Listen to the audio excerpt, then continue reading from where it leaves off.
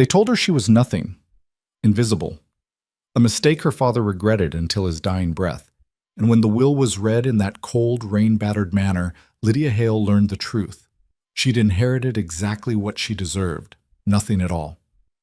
But then the Duke walked in, uninvited, unwelcome, dangerous, and he said 3 words that shattered everything. She inherits me. This is the story of a girl the world tried to bury, and the man who bet his empire she'd rise instead. Stay until the end, hit that like button, and drop a comment telling me what city you're watching from. I want to see how far Lydia's story can travel. The rain hadn't stopped for 3 days. It hammered the windows of Hale Manor like fists demanding entry, turning the gravel drive into rivers of mud and the gardens into swamps.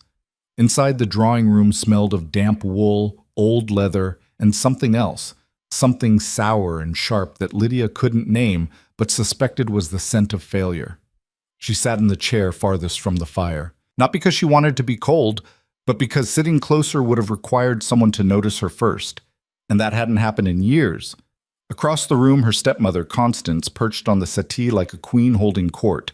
Everything about her was arranged: hair, posture, expression, calculated to project tragedy without actually feeling it. Beside her, Lydia's half-sister Beatrice dabbed at dry eyes with a lace handkerchief that probably cost more than Lydia's entire wardrobe. "Poor father," Beatrice whispered, her voice pitched loud enough to carry. "He worked so hard, built so much, and now we honor his wishes," Constance cut in smoothly. "Mr. Pemberton, please proceed." The solicitor, a thin man with ink-stained fingers and a nervous habit of adjusting his spectacles, cleared his throat. He'd been clearing it for 10 minutes. Lydia suspected he'd rather be anywhere else, maybe drowning in the garden pond, maybe thrown from a moving carriage, anywhere but here, reading the will of a man who died owing half of London and trusting the other half even less. "Yes, quite." Mr. Pemberton unrolled the document with hands that shook slightly. "The last will and testament of Harold Winfred Hale, dated the 14th of—" "Skip the preamble," Constance said. Her smile didn't reach her eyes. It never did. "We all know what it says." Lydia didn't. But then no one had asked her. Mr. Pemberton's gaze flicked to Lydia for half a second. Pity, maybe, or apology, then darted away. "Very well, to my beloved wife, Constance Margaret Hale, I leave the manor house, its contents, and an annual allowance of—" Constance's expression didn't change, but Beatrice actually smiled. "To my daughter, Beatrice Caroline Hale, I bequeath the sum of £10,000, to be held in trust until her marriage, along with my mother's jewelry and—" Lydia stopped listening. Not because she didn't care. She did, in the abstract way you care about storms happening to someone else, but because she already knew. Her father had made his feelings clear long before he'd had the decency to die. She was a disappointment, a reminder of his first wife, the one he'd actually loved. The one who died bringing Lydia into a world that didn't particularly want her. She'd spent 22 years being reminded she wasn't Beatrice, wasn't graceful, wasn't charming, wasn't worth the candles burned at dinner or the space she took up in the house. The only surprise would be if he'd left her anything at all. "And to my daughter, Lydia Ann Hale." Lydia's head snapped up. Mr. Pemberton looked ill. He adjusted his spectacles twice in quick succession. "I leave nothing." Silence. Not the comfortable kind, the kind that pressed against your eardrums and made your heart beat too loud. "Nothing?" Beatrice repeated, as if tasting the word. Then she laughed, a bright, delighted sound that bounced off the walls. "Oh, that's perfect. That's absolutely—" "Beatrice." Constance's tone could have frozen the rain mid-fall. Then turning to Lydia with something that might have been mistaken for sympathy if you didn't know better. "I'm sure your father had his reasons." Lydia said nothing. What was there to say? She'd expected this, prepared for it even, had spent the last month silently calculating how long she could survive as a governess, a companion, maybe a shop girl if she was lucky. The world didn't have many options for women with no money, no connections, and a father who'd declared them worthless in writing. Mr. Pemberton was still talking, something about debts, creditors, the estate being smaller than expected, much smaller, and arrangements that would need to be made. Lydia stood. No one noticed. She crossed to the door, her footsteps swallowed by the carpet and the rain, and Beatrice's continued commentary on how fitting it all was, really, given Lydia's complete lack of... The front door slammed open. The sound cracked through the house like a gunshot. Lydia froze, one hand on the drawing room door. Behind her, Constance made a small, startled noise. Mr. Pemberton dropped his papers. Heavy footsteps echoed in the entrance hall. Confident, unhurried, wrong. The butler appeared in the doorway, his face pale. "Madam, I tried to stop him, but he..." A man stepped past him. Lydia had never seen him before, but she knew who he was. Everyone in England knew who he was. Rowan Blackmore, Duke of Ashford. He was taller than the doorway seemed to allow, dressed in black from his coat to his boots, rain dripping from his shoulders onto Constance's prized Turkish rug. His face was all hard angles, sharp jaw, sharper cheekbones, eyes the color of winter storms. He looked at the room the way a wolf looks at sheep. "Your Grace." Constance rose so quickly she nearly tripped. We weren't expecting, that is to say..." "No," Rowan said. His voice was low, rough-edged. "You weren't." He scanned the room, Constance frozen halfway between sitting and standing, Beatrice, her mouth open but silent for once, Mr. Pemberton clutching his papers like a shield. Then his gaze landed on Lydia. She couldn't move, couldn't breathe. His eyes pinned her in place, cataloging everything: her plain dress, her unpinned hair, the way she stood half in and half out of the room, like she wasn't sure she was allowed to exist. "Miss Hale," he said. It wasn't a question. Lydia managed a nod. Her voice came out smaller than she wanted. "Your Grace." Constance stepped forward, her smile brittle. "I'm afraid there's been some confusion. Lydia was just leaving, and we're in the middle of private family business." "I know." Rowan's attention didn't leave Lydia's face. "I'm here because of the will." Mr. Pemberton made a sound like a stepped-on cat. "Your Grace, I assure you all legal protocols have been followed. Mr. Hale's wishes were quite clear." "Harold Hale," Rowan interrupted, "died owing me £50,000. The room went silent again. Constance's face turned the color of spoiled milk. Surely that's not..." "It is." Rowan pulled a folded document from his coat and tossed it onto the table. "A loan, taken out 8 years ago, secured against his estate, due in full upon his death." Mr. Pemberton grabbed the document with shaking hands, scanned it, and looked like he might be sick. I had no knowledge of this." Harold was very good at keeping secrets. Rowan's tone suggested he thought that was the only thing Harold had been good at. "The estate doesn't have £50,000. It doesn't have 5,000, which means everything here, the house, the furniture, the debts, belongs to me." Beatrice let out a strangled gasp. Constance looked ready to faint. Lydia just stared. Her mind had gone blank, wiped clean by the sheer impossibility of what was happening. "However," Rowan continued, and the word hung in the air like a blade, "I'm not here to collect furniture."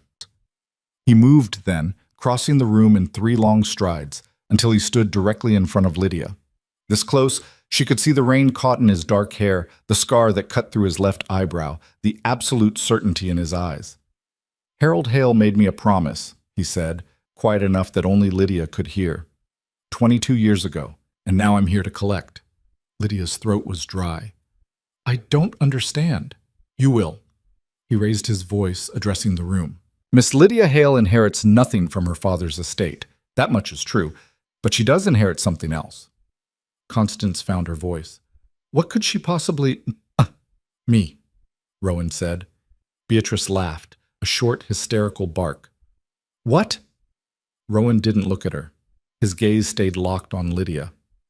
"There was a contract, made before you were born. Your father owed my father a debt he couldn't pay, so he paid it differently, with a promise that his firstborn daughter would marry into the Blackmore family." The floor seemed to tilt. "That's ridiculous," Constance sputtered.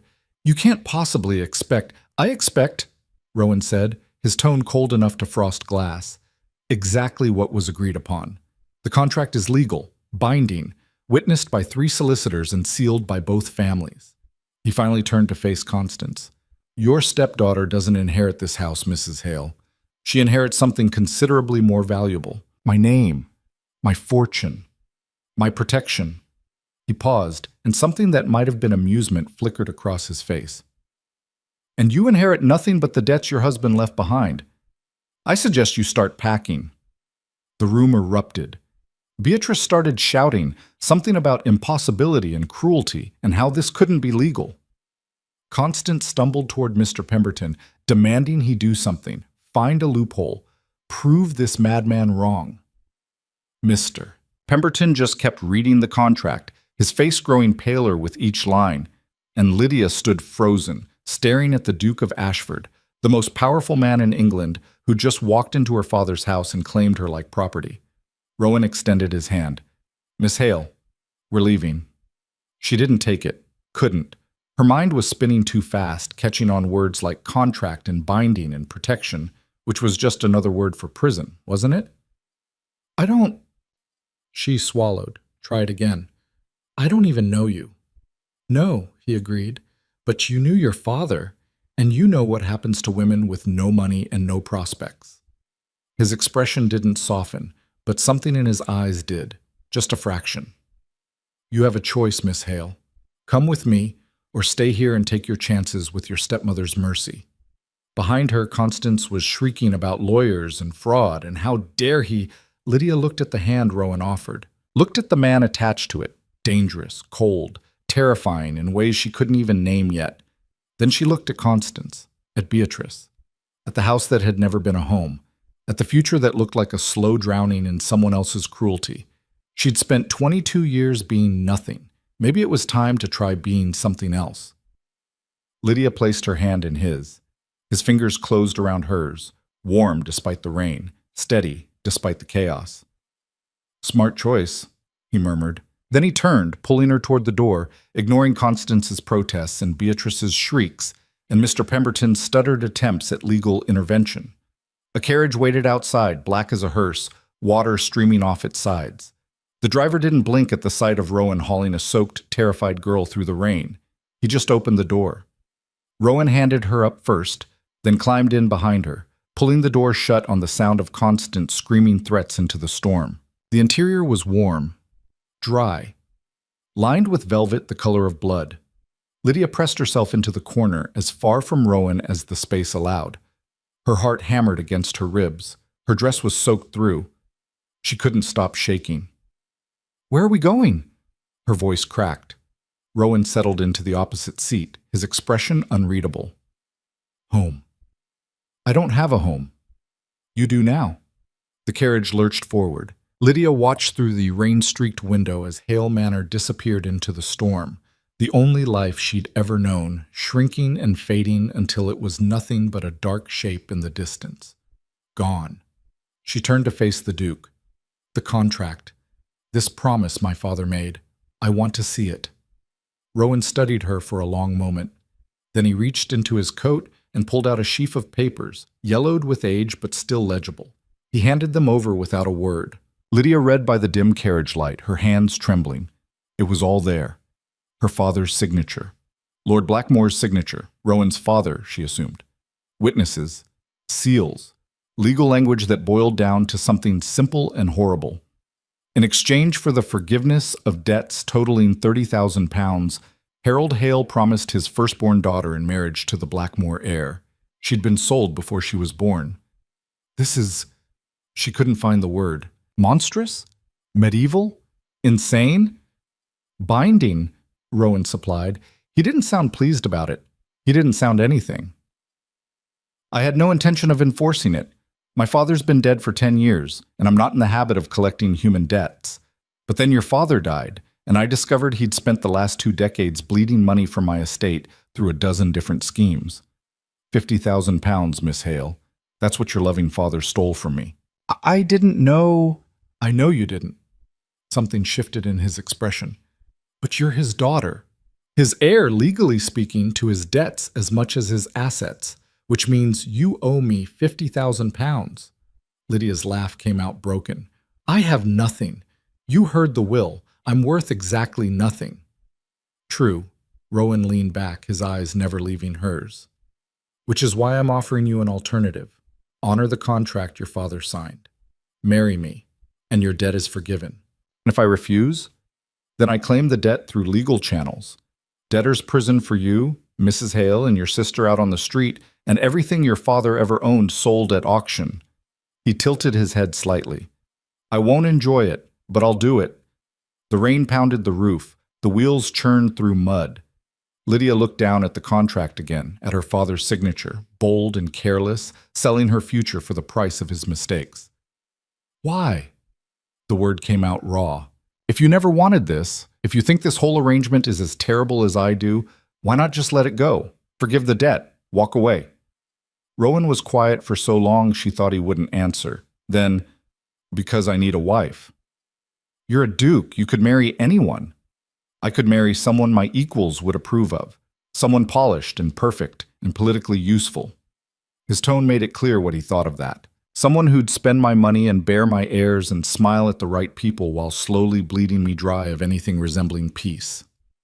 And you think I won't do that? I think, Rowan said slowly, that you're the only person in England who might hate this arrangement as much as I do, which makes you the only person I can trust not to want more than what we agree on. Lydia stared at him. What do we agree on? Protection, security, freedom from your stepmother and my social obligations. He straightened. I need a duchess in name only.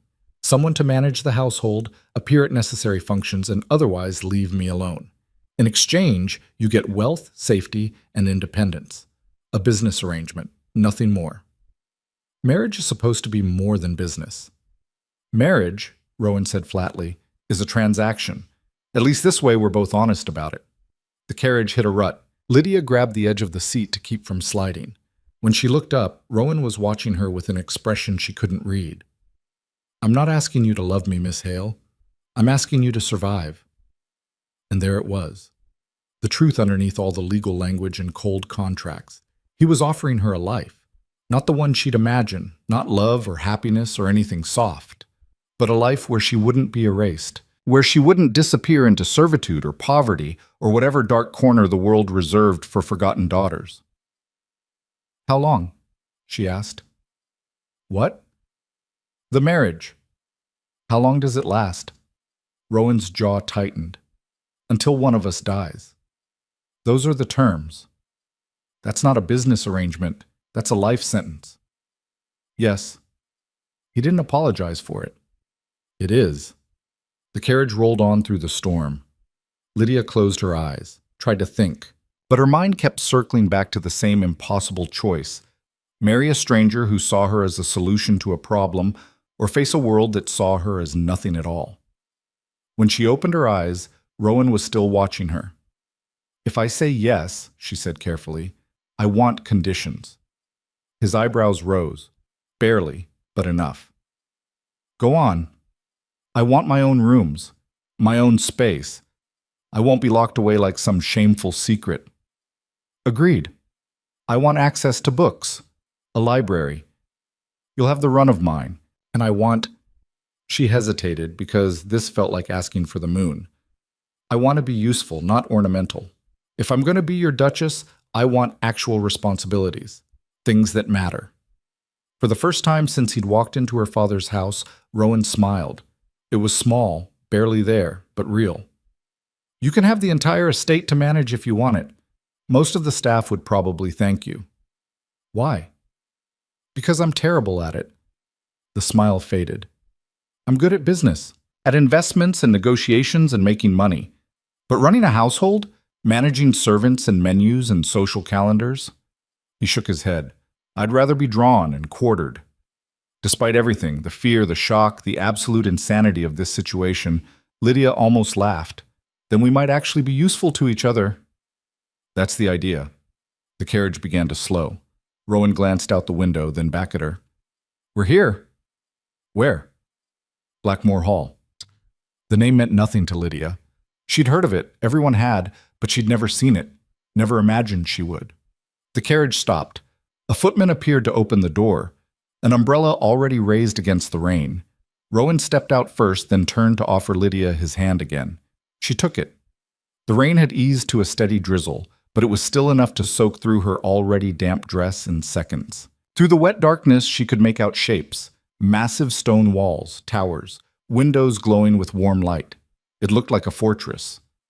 Rowan kept his hand at her elbow, guiding her up wide steps to a door that swung open before they reached it. Inside was warmth, light, the smell of wood smoke and something cooking, meat, bread, herbs. A woman appeared, older, gray-haired, with sharp eyes and a sharper expression. She looked Lydia up and down once, then turned to Rowan. "Your Grace, we weren't expecting you until tomorrow." "Plans changed, Mrs. Harrow." Rowan released Lydia's arm. "This is Miss Lydia Hale. She'll be staying here, permanently." Mrs. Harrow's eyes widened fractionally, the most emotion she seemed capable of. "I see. Shall I prepare the West Wing?" "The Duchess's chambers." Silence. Mrs. Harrow looked at Lydia again, this time with something that might have been respect or pity. It was hard to tell. "Very good, Your Grace. I'll have them ready within the hour." She snapped her fingers, and two maids appeared from nowhere. "Draw a bath. Find appropriate clothing. See that Miss Hale has everything she needs." The maids curtsied and gestured for Lydia to follow. She looked back at Rowan. He nodded once. "Go. Rest. We'll talk in the morning." There were 1,000 questions she wanted to ask, 1,000 protests that still needed voicing.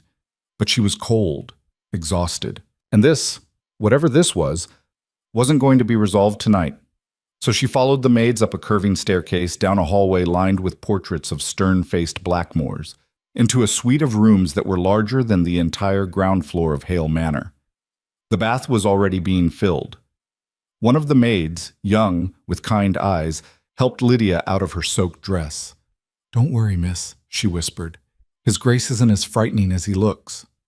Lydia wasn't sure she believed that, but she let herself be guided into the bath anyway. Let the hot water chase away the cold. Let herself pretend, just for a moment, that this might not be a complete disaster. Downstairs, Rowan stood in the entrance hall, rain still dripping from his coat. Mrs. Harrow approached, her voice low. "The staff will talk." "Let them. They'll ask questions. Then answer them." He turned toward his study. "Miss Hale is to be treated with the full respect owed to the Duchess of Ashford. Anyone who has a problem with that can collect their final wages in the morning." "And the wedding?" Rowan paused. 3 weeks.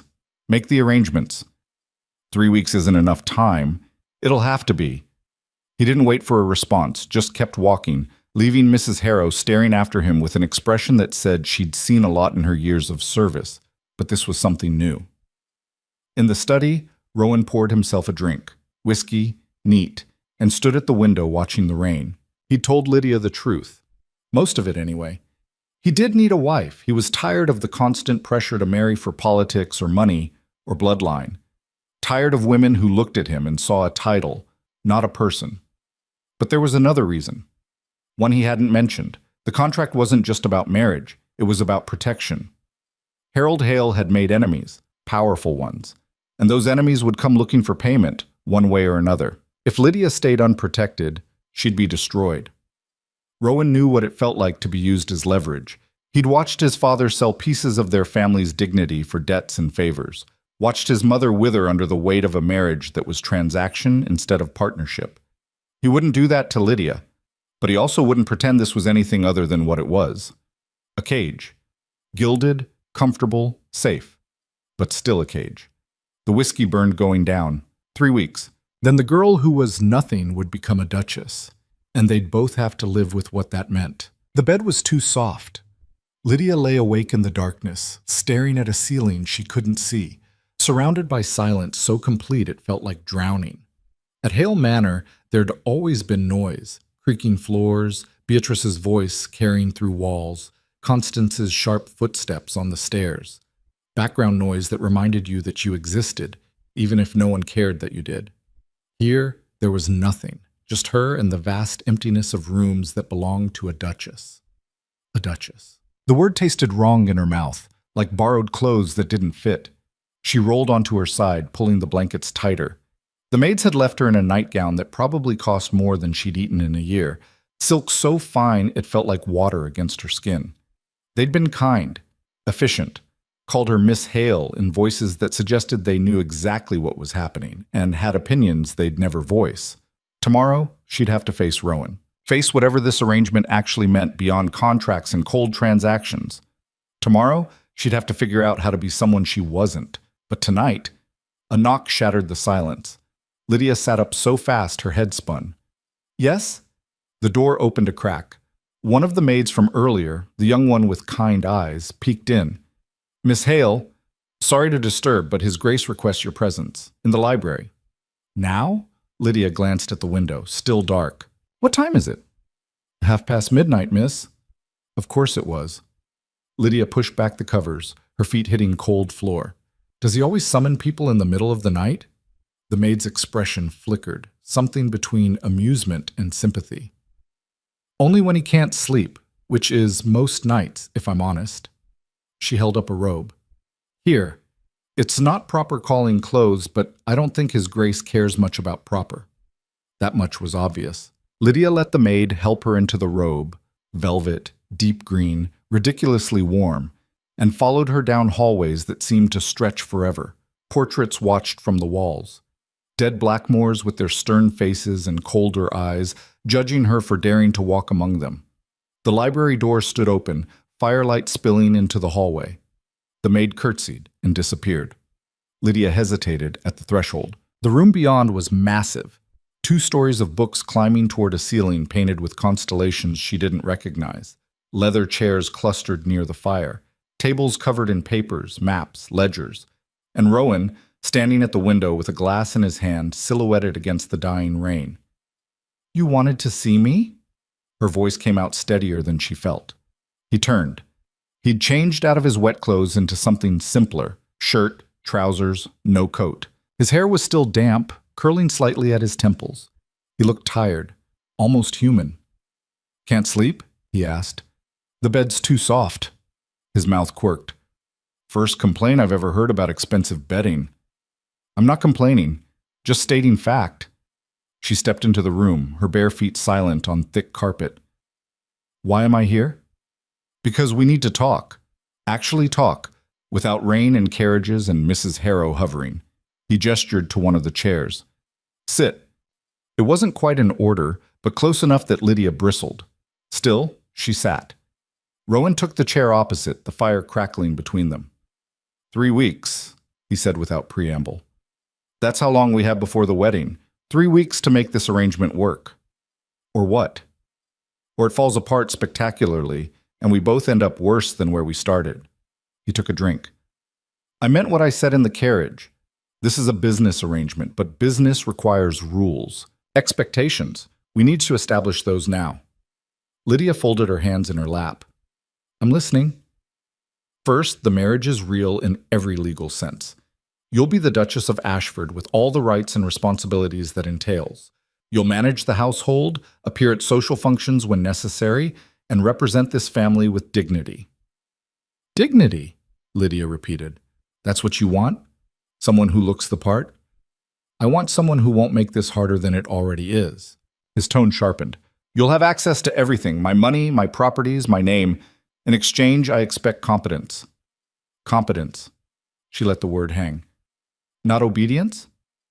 If I wanted obedience, I'd have bought a dog. He leaned forward, firelight catching the scar through his eyebrow. I told you.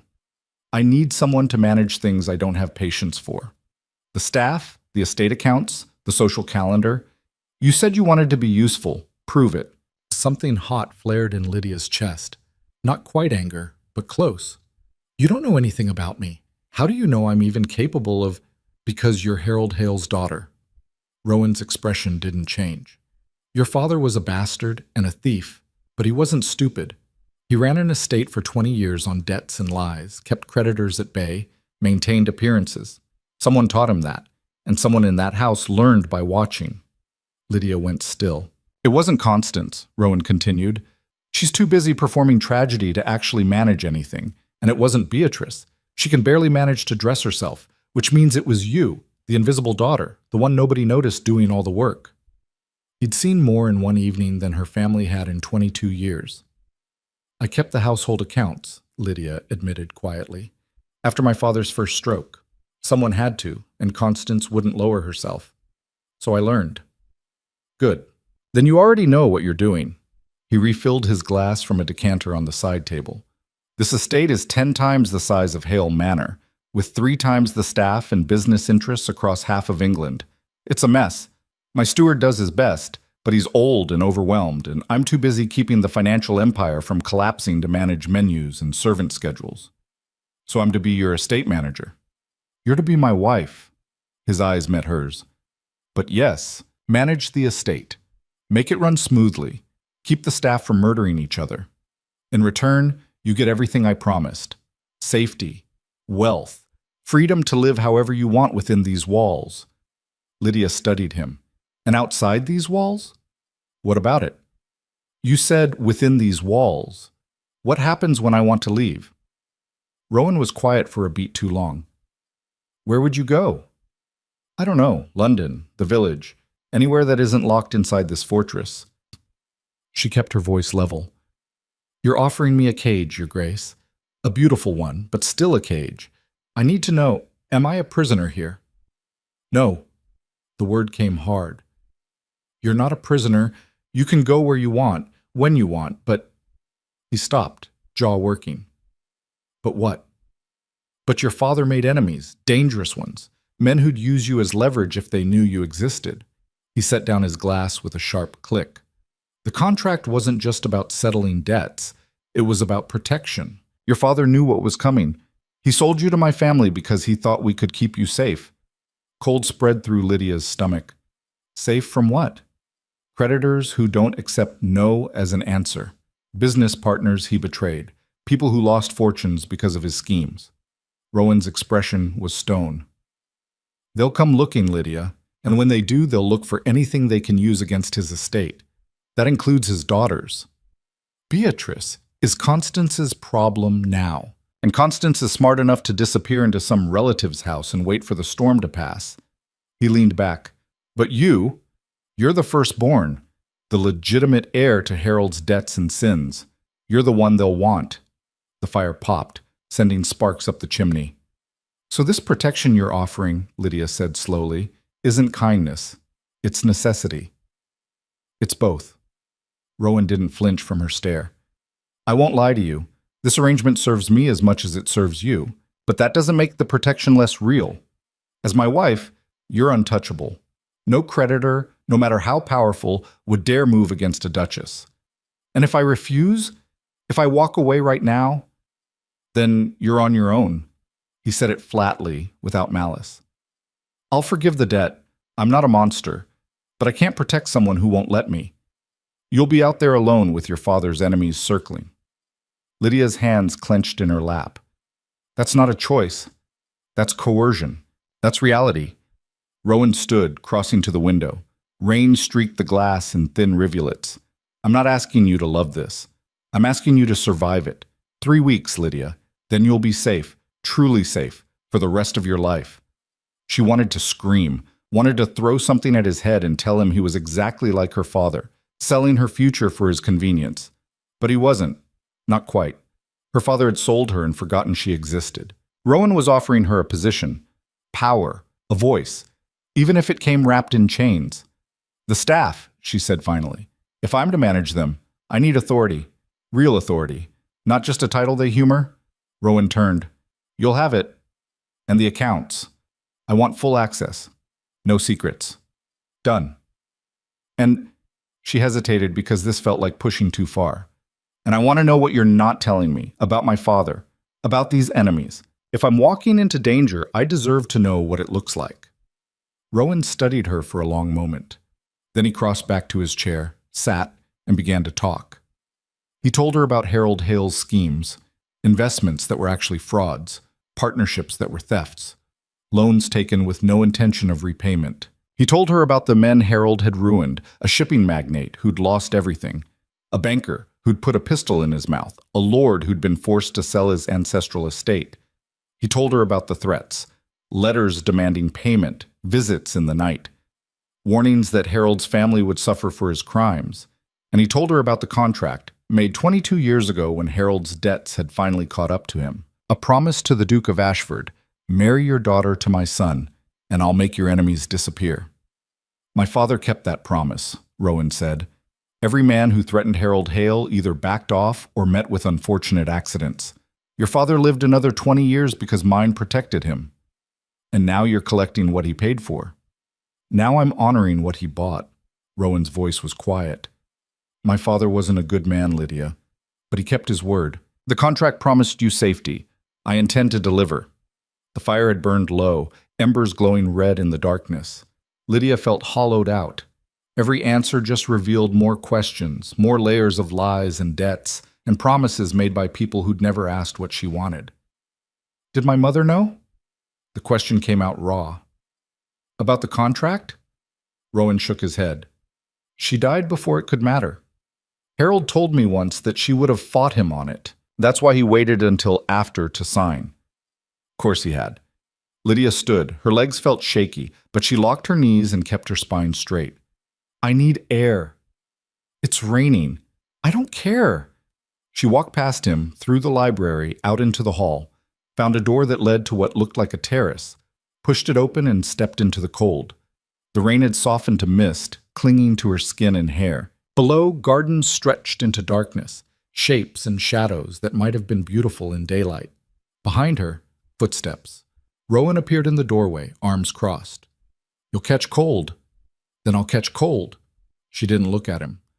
I spent 22 years being told where to stand, how to speak, what to want. I'm not starting that again. I'm not trying to control you. Aren't you? She turned, and the anger she'd been holding broke free.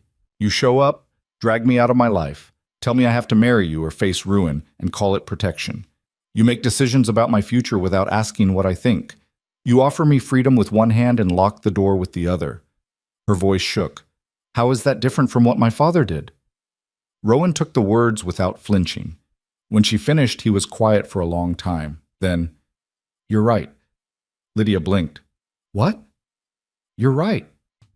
He stepped onto this terrace, letting the door close behind him. I walked into your house like I owned you, made demands, assumed you'd just accept it, because it was easier than asking. So why didn't you ask? Because I didn't think you'd say yes. He moved to the railing, gripping it with both hands. If I'd walked up to you and said, your father sold you to my family, would you like to honor that contract? What would you have said? No. Exactly.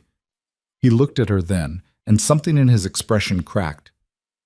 I needed you to see the alternative first, needed you to understand that this wasn't me against you. It was both of us against everything else.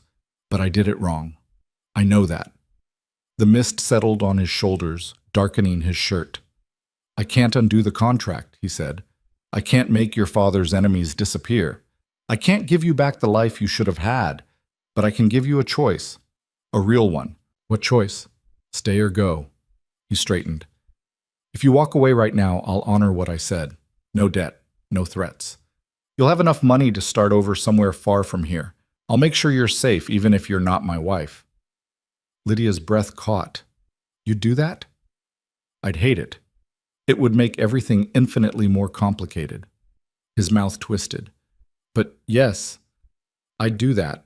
Because you're right, forcing you into this makes me no better than the men who hurt you before. The rain picked up again, fat drops pattering on stone. Lydia looked out at the dark gardens, thought about running, starting over, being free. But free to do what? Become a governess and spend her life raising other people's children? Marry some merchant who'd see her as property? Disappear into poverty and obscurity? At least here, she'd have power, resources, a chance to be something other than invisible. If I stay, she said slowly, I want your word. No more surprises. No more decisions made without me. We're partners in this, or we're nothing. Partners, Rowan tested the word. That means you trust me. That means you earn my trust. She turned to face him fully. Starting now. He held out his hand, not demanding, offering. Partners, he agreed. Lydia looked at his hand, thought about all the ways this could go wrong, all the ways she could lose herself in this arrangement. Then she thought about the alternative. She took his hand. His grip was firm, warm despite the rain. 3 weeks, she said. 3 weeks, he echoed. They stood there in the rain, holding on, two people bound by a contract neither wanted, but both needed. Inside, a clock struck 1. Rowan released her hand. Come on, you're soaked. So are you. I'm used to it. But he moved toward the door anyway, holding it open. Lydia followed him inside. Water dripped from her hair onto marble floors. Her robe clung to her shoulders. Tomorrow, Rowan said, Mrs. Harrow will introduce you to the staff. You'll start learning the estate, how things work, who does what. And you? I have business in London. I'll be gone most of the week. He paused. Will you be all right here alone? Alone? The word should have frightened her. Instead, it felt like relief. I'll manage, she said. His expression softened, just slightly. I believe you will. He left her at the base of the grand staircase, disappearing down a hallway without looking back. Lydia climbed the stairs slowly, her wet feet leaving prints on the carpet. At the top, she paused, looking back at the entrance hall below. Massive, empty, hers. In 3 weeks, she'd be a duchess. The thought still felt impossible, but maybe, just maybe, she could make it real. Morning came too early. A maid, different from last night, older with iron gray hair, appeared with tea and toast and a dress that actually fit. She introduced herself as Anne and explained the morning routine with brisk efficiency. Breakfast at 8, household meeting at 9, tour of the estate at 10. His Grace left at dawn, Anne added, helping Lydia into the dress. Deep blue wool, simple but well made. Said you're in charge until he returns. Lydia's hand stilled on the buttons. In charge?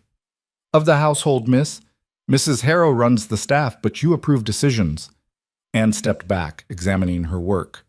You'll do fine. Mrs. Harrow's bark is worse than her bite. Lydia doubted that. The household meeting took place in what Anne called the morning room, a space designed for sunlight that currently held nothing but gray sky and 30 pairs of eyes staring at Lydia like she was something caught in a trap. Mrs. Harrow stood at the head of the table. This is Miss Lydia Hale. In 3 weeks, she'll be Her Grace the Duchess of Ashford. Until then, and after, she holds authority over household matters. You'll treat her with appropriate respect. Her gaze swept the room, daring anyone to argue. Questions? Silence. Then a voice from the back. What's she know about running a place like this? Mrs. Harrow's expression could have frozen fire. Mr. Davies, if you'd like to explain yourself. It's all right. Lydia stood. Her heart hammered, but she kept her voice level. It's a fair question. The man who'd spoken, Davies apparently, was tall, broad-shouldered, with the weathered face of someone who worked outdoors. The groundskeeper, Lydia guessed. She met his stare. I don't know everything about running an estate this size. I won't pretend I do, but I know accounts, I know inventory, I know how to balance books and manage budgets and make sure people get paid on time. She paused. What I don't know, I'll learn, and I'll listen to anyone willing to teach me. Davy's expression didn't change. And if we think you're making a mistake, then tell me. I'd rather fix a problem than pretend it doesn't exist. She looked around the table. His Grace said this place is a mess. If that's true, we fix it together. If it's not, if you're all doing fine without interference, then I stay out of your way. But either way, I'm not here to make your lives harder. Another silence. This one felt different. Mrs. Harrow cleared her throat. Well then, let's begin. The meeting lasted 2 hours. Lydia learned about servant schedules, meal planning, supply orders, maintenance needs, and a dozen other details that made her head spin. But she took notes, asked questions, remembered names. By the time it ended, Davies hadn't smiled, but he'd stopped glaring. The estate tour came next. Mrs. Harrow led Lydia through rooms that seemed to multiply the longer they walked. Ballrooms, dining halls, sitting rooms, guest wings, servants' quarters, the library she'd already seen. The kitchens were massive, brick ovens, copper pots, a staff of 6 just for cooking. We used to host regularly, Mrs. Harrow explained, her tone suggesting she had opinions about that. Before the old Duke died. After that, His Grace shut down most of the social calendar. Why? You'd have to ask him. Mrs. Harrow's expression was carefully neutral. But between you and me, I think he's allergic to small talk. Lydia almost laughed.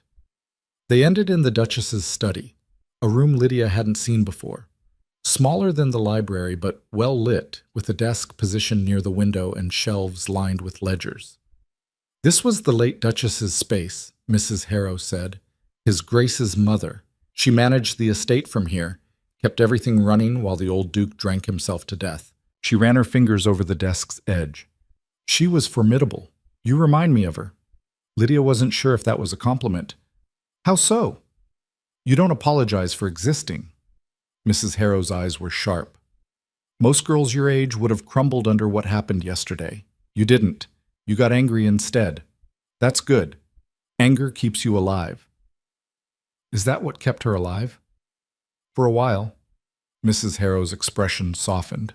Then she had a son who needed protecting, and anger wasn't enough anymore. She left Lydia alone in the study. Lydia sat at the desk, running her hands over smooth wood. The ledgers on the shelves were dated, some going back 40 years. She pulled one down at random. The late Duchess's handwriting filled the pages. Neat columns of numbers, notes in the margins, a record of every shilling spent. Lydia opened another, and another. By the time the sun set, what little sun there'd been, she'd read through 5 years of household accounts and understood something crucial. The estate wasn't a mess. It was bleeding money. Expenses had tripled in the last decade while income stayed flat. Servants were overpaid for their positions. Suppliers were charging rates that made no sense. Maintenance costs kept climbing with nothing to show for it. Someone was stealing. Lydia sat back, her mind racing. This was what Rowan wanted her to find. Had to be. He'd said the estate was a mess, that he didn't have time to manage it, but he was too smart not to notice missing money. He'd brought her here to fix it, or to take the fall when she couldn't. The thought sent ice through her veins. She stood, pacing to the window. Outside, darkness had swallowed the gardens. Her reflection stared back at her, pale face, borrowed dress, eyes too wide. What if this was a trap? What if Rowan had chosen her specifically because she was disposable, someone he could blame when the theft was discovered, someone with no connections or power to fight back? What if she'd walked straight from one cage into another? The door opened. Lydia spun. Mrs. Harrow stood in the doorway holding a tea tray. You've been in here for 7 hours, miss. Thought you might need sustenance. 7? Lydia looked at the clock. 10:30. I didn't realize. Most people don't when they're reading ledgers. Mrs. Harrow set down the tray. Find anything interesting? Lydia hesitated. Trust was a risk, but so was silence. Someone stealing from the estate. Mrs. Harrow's expression didn't change. I know. You... Lydia stared. You know? I've suspected for years, but I can't prove it, and I don't have authority to investigate. She poured tea with steady hands. That's why His Grace brought you here, to do what I can't. What if I can't either? Then we're all in trouble. Mrs. Harrow handed her a cup. But I don't think you'll fail. You've got that look. What look? The one that says you'd rather burn the house down than let someone make a fool of you. Mrs. Harrow's smile was thin. Like I said, you remind me of her. Lydia sipped the tea. It was strong, bitter, exactly what she needed. If I'm going to investigate, she said slowly, I need information. Who handles the money? Who has access to the accounts? The steward, Mr. Pembroke. He's been here 30 years, loyal, honest, but old and tired. He relies on his assistants too much. Assistants? 2 of them, Jonathan Reed and Thomas Ashworth. Reed handles purchasing and supplier contracts. Ashworth manages payroll and household expenses. Mrs. Harrow's tone turned dry. Both young, both ambitious, both entirely too smooth for my taste. You think one of them is responsible? I think they're both worth investigating. Mrs. Harrow stood. But be careful, miss. Thieves don't like being caught, especially thieves with connections. She left Lydia alone again. Lydia stared at the ledgers scattered across the desk, thought about Rowan's words. Make it run smoothly. Prove you're useful. He'd given her a test.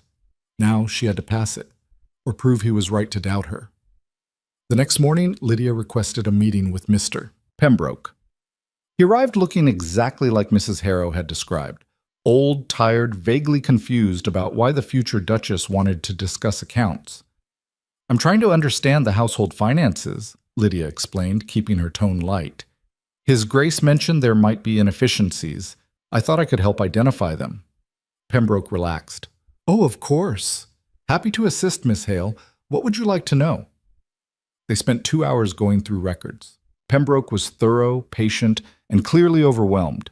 He kept apologizing for confusion, for missing receipts, for delays in payments. Reed and Ashworth handle most of the daily management now, he admitted. I oversee, but my eyes aren't what they used to be. His Grace knows this. He's been kind enough to let me stay on despite my limitations. I'm sure he values your experience. Perhaps. Pembroke looked uncertain, though I worry I'm becoming more burden than asset. Lydia made sympathetic noises and asked to meet the assistants. Reed came first, handsome, polished, with a smile that came too easily. He answered Lydia's questions smoothly, explaining purchasing decisions with confidence that bordered on arrogance. The suppliers we use are the best available, he assured her. Quality costs money, Miss Hale. His Grace understands that. Does he review the contracts? He trusts me to handle that level of detail. Reed's smile widened. I wouldn't want to waste his time with minutiae. Ashworth was different, quieter, more nervous. He kept checking his notes, double-checking figures, apologizing for things that didn't need apology. The payroll is complex, he said, hands twisting together. Many staff, different pay scales, bonuses for long service. Sometimes mistakes happen. What kind of mistakes? Oh, small things, a few extra pounds here or there, nothing significant. He laughed, but it sounded strained. I always correct them when I find them. Lydia thanked them both and sent them away. Then she went back to the ledgers. It took 3 more days of reading, cross-referencing, and comparing records. 3 days of numbers blurring together until her eyes burned and her head pounded. But she found it. Reed's supplier contracts were inflated, charging twice the market rate for goods and services. The extra money was going somewhere, but the records didn't show where. Ashworth's payroll had ghost employees, names that appeared on payment lists, but nowhere else in the household records. Money vanishing into empty pockets. Together, they'd stolen nearly 20,000 pounds over 5 years. Lydia sat back, her hands shaking. This was enough to ruin them, enough to send them to prison. But it was also enough to make them dangerous. She needed proof, real proof. Not just ledger discrepancies, but evidence that would hold up if they fought back. She needed help. She needed Rowan. But Rowan was in London, and she was here alone with 2 thieves who didn't know they'd been caught yet. Lydia closed the ledger and stood. Tomorrow, she'd confront them. Tonight, she'd prepare. Because if this went wrong, if they were more dangerous than she thought, she needed to be ready. She walked to the door, opened it, and found Anne waiting in the hall. Miss, you look pale. Are you all right? Lydia forced a smile. I'm fine, just tired. You should rest. You've been working too hard. Soon, Lydia touched her arm. Anne, can I ask you something? If you needed to hide something valuable in this house, something you didn't want found, where would you put it? Anne's eyes widened. That's an odd question, miss. I know, but it's important. Anne studied her for a long moment. Then, the old Duke's study, 3rd floor, west wing. It's been locked for 10 years. No one goes there anymore. Why not? Because His Grace forbade it. Anne lowered her voice. After his father died, he locked that room and said anyone caught inside would be dismissed. No exceptions. Lydia's pulse quickened. Thank you. She climbed to the 3rd floor, found the west wing, stood in front of a door that looked like all the others except for one detail. The lock was new. Someone had been here recently, someone who wanted to make sure the room stayed sealed. Lydia tried the handle. Locked, as expected. She stood there, weighing options. She could wait for Rowan, could ask permission, or she could prove she was worth the risk he'd taken. She went back downstairs, found a maid, and asked for the housekeeper's keys. I need to inventory the locked rooms, she lied smoothly. His Grace's orders. The maid hesitated, then handed them over. Lydia returned to the 3rd floor, found the key that fit, turned it. The door opened onto darkness. She lit a candle from the hallway sconce and stepped inside. The room was a tomb, dust-covered furniture, curtains drawn, air thick and stale. A desk dominated the center, papers scattered across its surface like the occupant had left mid-thought and never returned. Lydia moved to the desk. Open drawers, Found more papers, old letters, receipts from decades ago. And in the bottom drawer, hidden under a false bottom, a ledger. She pulled it out carefully, opened it. The handwriting was different from the Duchess's. Harsh, angular, angry. The old Duke's, she guessed. She scanned the entries, saw familiar names. Reed, Ashworth, saw payments made to them, kickbacks, bribes. The theft hadn't started 5 years ago. It had started 20 years ago with Rowan's father. The candle flickered. Behind her, a floorboard creaked. Lydia spun, heart in her throat. A figure stood in the doorway. Reed. His easy smile was gone. In its place, something cold and calculating. "You shouldn't be here, Miss Hale." Lydia's fingers tightened on the ledger.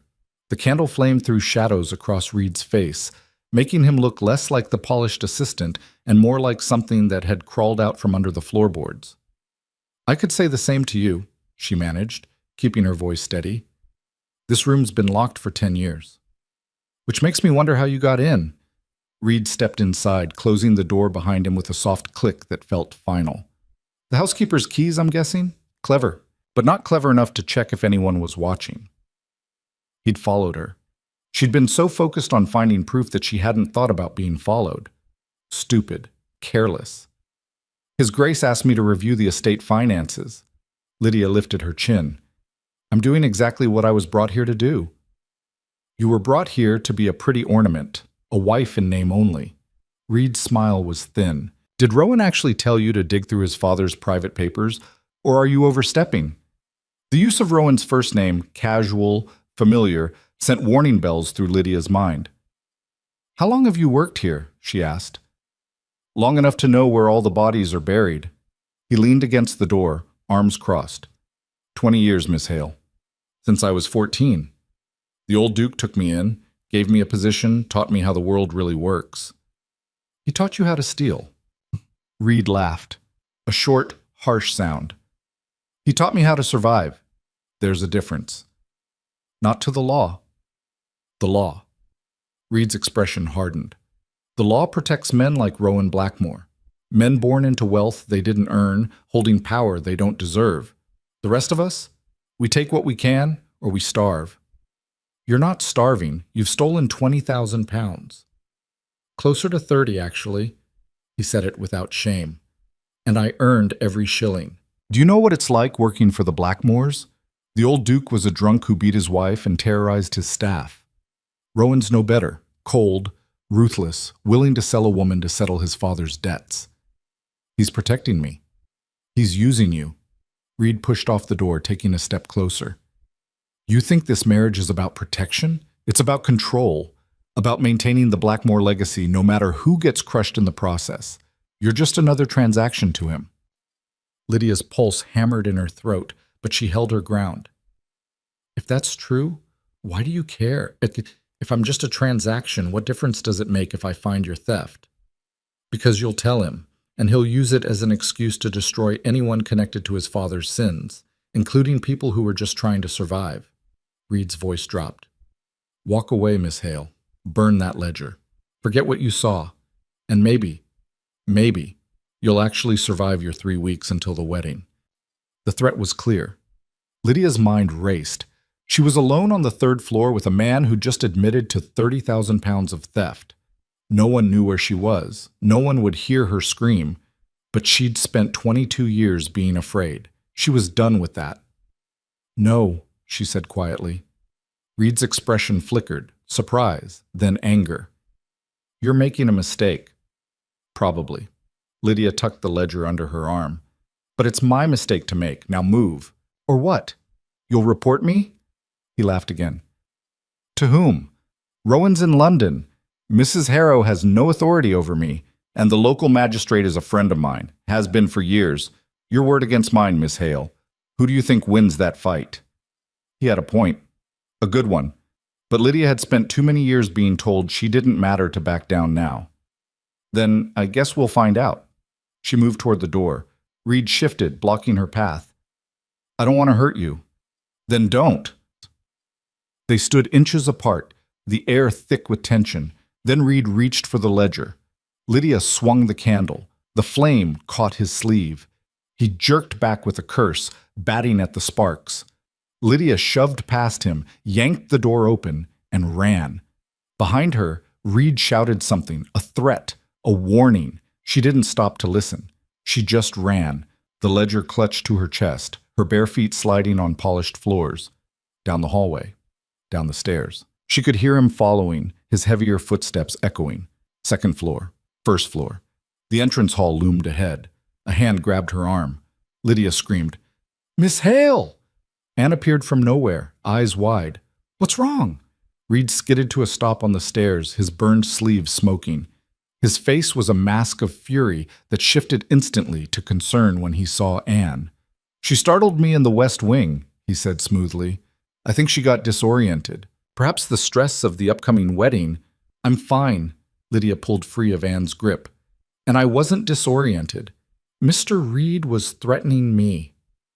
Anne looked between them, clearly torn. "That's absurd," Reed said. "Why would I threaten you?" Lydia held up the ledger. "Because of this." "What is that?" "Proof." She turned to Anne. "Where's Mrs. Harrow?" "In her office, but—" Lydia was already moving. She heard Reed start after her, heard Anne's confused questions, but she didn't stop until she'd thrown open Mrs. Harrow's door. The housekeeper looked up from her desk, expression shifting from surprise to alarm when she saw Lydia's face.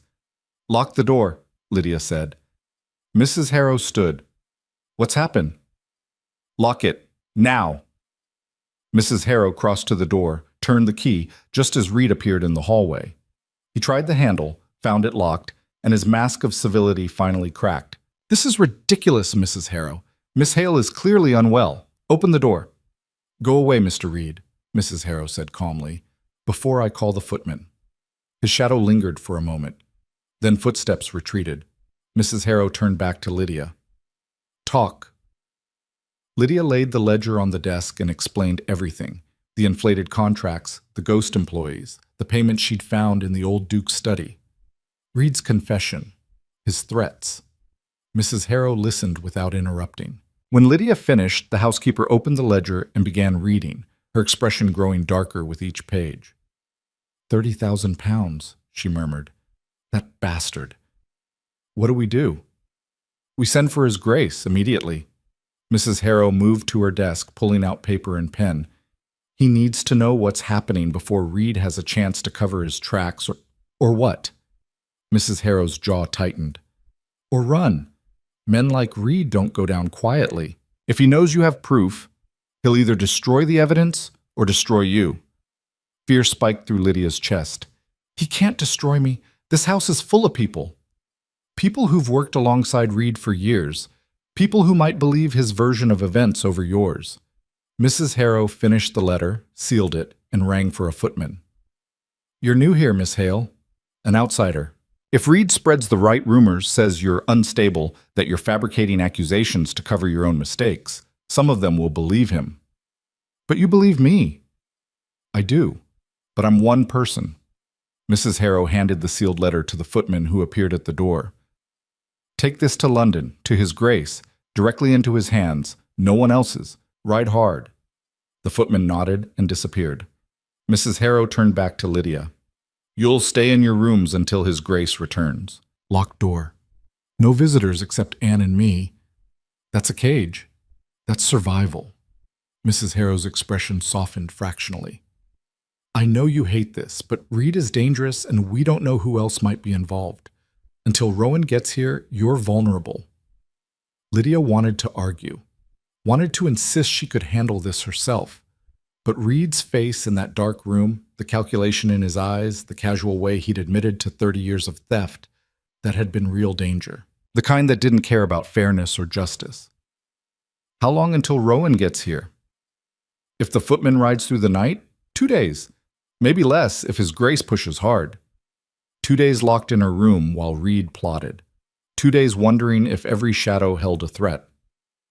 "Fine," Lydia said, "but I want that ledger somewhere safe. Not in my room where it can be stolen. Not in your office where Reed knows to look." Mrs. Harrow considered. "The Duchess's study. We'll lock it in the desk. I'll keep the key with me at all times." They moved together quickly and quietly. The ledger went into the desk's hidden drawer, the one Lydia had found filled with the late Duchess's private papers. Mrs. Harrow locked it and pocketed the key. "Now go," she said, "before Reed gets brave enough to come looking." Lydia made it back to her rooms without incident. Anne was waiting inside, her face pale. "Miss, what's happening? The staff are saying terrible things." "What kind of things?" "That you've gone mad, that you attacked Mr. Reed, that you're making accusations because you're scared of the wedding." Anne twisted her hands together. "I don't believe it, but others might." Lydia sank into a chair. "Perfect. He's already started." "Started what?" "Discrediting me." Lydia looked at Anne. "Tell me the truth. If it came down to my word against Reed's, who would the staff believe?" Anne hesitated too long. "That's what I thought." Lydia stood, pacing to the window. Outside, twilight was falling, turning the gardens into patches of darkness. "How many people here are loyal to Rowan?" "Most of them, I think. He's been a good master, better than his father ever was." Anne moved closer. "But Mr. Reed, he's been here so long. He knows everyone's secrets. And he's charming when he wants to be." "And I'm nobody. A girl who showed up a week ago claiming to be the next Duchess." "You are the next Duchess." "Not yet." Lydia turned from the window. "Anne, I need you to do something for me, something that might get you in trouble." "What is it?" "I need you to watch Reed, see who he talks to, where he goes, what he does, and report back to me." Anne's eyes widened. "You want me to spy?" "I want you to help me survive the next 2 days." Lydia crossed to her. "If Reed is planning something, if he's going to try to silence me before Rowan gets back, I need to know, please." Anne looked terrified, but she nodded. "I'll do what I can." "Thank you." After Anne left, Lydia locked the door and checked the windows. All secured. No easy way in. She should have felt safe. Instead, she felt trapped. The first day passed slowly. Anne brought meals and whispered reports. Reed had been seen talking to Ashworth in the stables. Both of them looked agitated. The staff were divided, some defending Lydia, others whispering that she was trouble. Lydia spent the time reading, pacing, and trying not to think about the fact that her entire future rested on Rowan believing her over a man who'd worked for his family for 20 years. What if he didn't? What if Reed was right, and she was just another transaction, disposable when she became inconvenient? Night fell. Lydia tried to sleep but couldn't. Every creak of the house sounded like footsteps. Every gust of wind against the windows felt like someone trying to break in.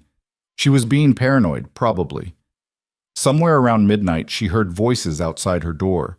Lydia sat up, heart pounding. The voices grew louder, male, angry, slurred with drink. "Can't just barge in there. Watch me." That was Reed, and he wasn't alone. Lydia scrambled out of bed, grabbing the fire poker from the hearth. It wasn't much, but it was something. The door handle rattled. "Miss Hale!" Reed's voice was too loud, too jovial. "Open up. Just want to talk." "Go away." Lydia gripped the poker tighter. "Or I'll scream."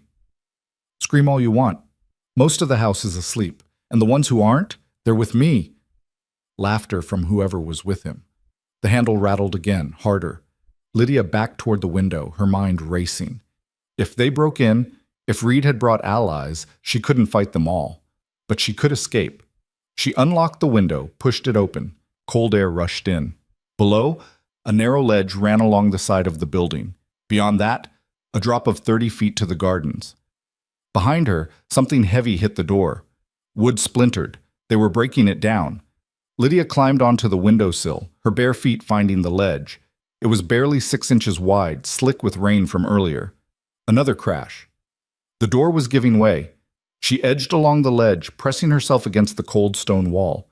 The wind tore at her nightgown. Below, darkness and the promise of broken bones. Behind her, she heard the door finally give way. Heard Reed's triumphant curse. "Where is she?" "The window's open." Footsteps rushed to the window. Lydia moved faster, not caring that she was shaking, that one wrong step would send her plummeting. The ledge curved around the corner of the building toward, she hoped, another window. "There!" Reed's voice carried on the wind. "She's on the ledge." "Forget her. We need to find that ledger." "Split up. You search the study. I'll make sure she doesn't make it back inside to talk." Ice flooded Lydia's veins. He was going to kill her. Maybe make it look like an accident. Tragic bride-to-be falls from window in the night. So sad. So preventable. She reached the corner, found another window. Locked. Behind her, Reed was climbing out onto the ledge. "You can't run forever, Miss Hale." Lydia grabbed a loose stone from the wall and smashed the window. Glass shattered, cut in her hand. She didn't care. She climbed through, tumbling into darkness. A bedroom. Empty. Unfamiliar. She ran for the door, yanked it open, and nearly collided with Mrs. Harrow. The housekeeper took one look at Lydia's bleeding hand, torn nightgown, and terrified face, and her expression went hard. "Where is he?" "On the ledge, coming for me." Lydia's voice shook. "He's going to kill me. He said—" "I heard what he said." Mrs. Harrow pulled Lydia behind her. "Get to the servants' stairs. Go to the kitchen. Lock yourself in the pantry, and don't come out until I get you." "What are you going to do?" "What I should have done years ago." Mrs. Harrow's smile was sharp as broken glass. "Trust me." Lydia ran, down the hallway, down the servants' stairs, narrow and dark. She could hear shouting above, but she didn't stop, just kept running until she reached the kitchen. The massive room was dark except for banked coals in the ovens. Lydia found the pantry, shoved herself inside, and locked the door from the inside. Then she waited. Minutes crawled by. She pressed her ear to the door but heard nothing except her own breathing. Had Mrs. Harrow stopped Reed, or had he— The pantry door rattled. Lydia bit back a scream. "Miss Hale, it's me," Mrs. Harrow's voice. Lydia unlocked the door with shaking hands. The housekeeper stood there, her hair mussed, a rip in her sleeve, but otherwise unharmed. "Is he—" "Locked in the wine cellar with 3 footmen guarding the door." Mrs. Harrow's expression was grim satisfaction. "Along with Ashworth and 2 other men who thought threatening you was a good idea." "How did you—" "I've been managing this house for 30 years. You think I don't know who's loyal and who's not?" She gestured for Lydia to follow. "Come on, you're sleeping in my quarters tonight, and we're posting guards outside." Lydia followed her through dark hallways, her mind still spinning. What happens now? Now we wait for his grace, and hope he gets here before Reed's friends decide to try something stupid. Mrs. Harrow glanced back. "You made powerful enemies tonight, Miss Hale. Reed has connections, people who profit from his schemes. This isn't over." "I know." They reached Mrs. Harrow's rooms, small but comfortable. The housekeeper pointed to the bed.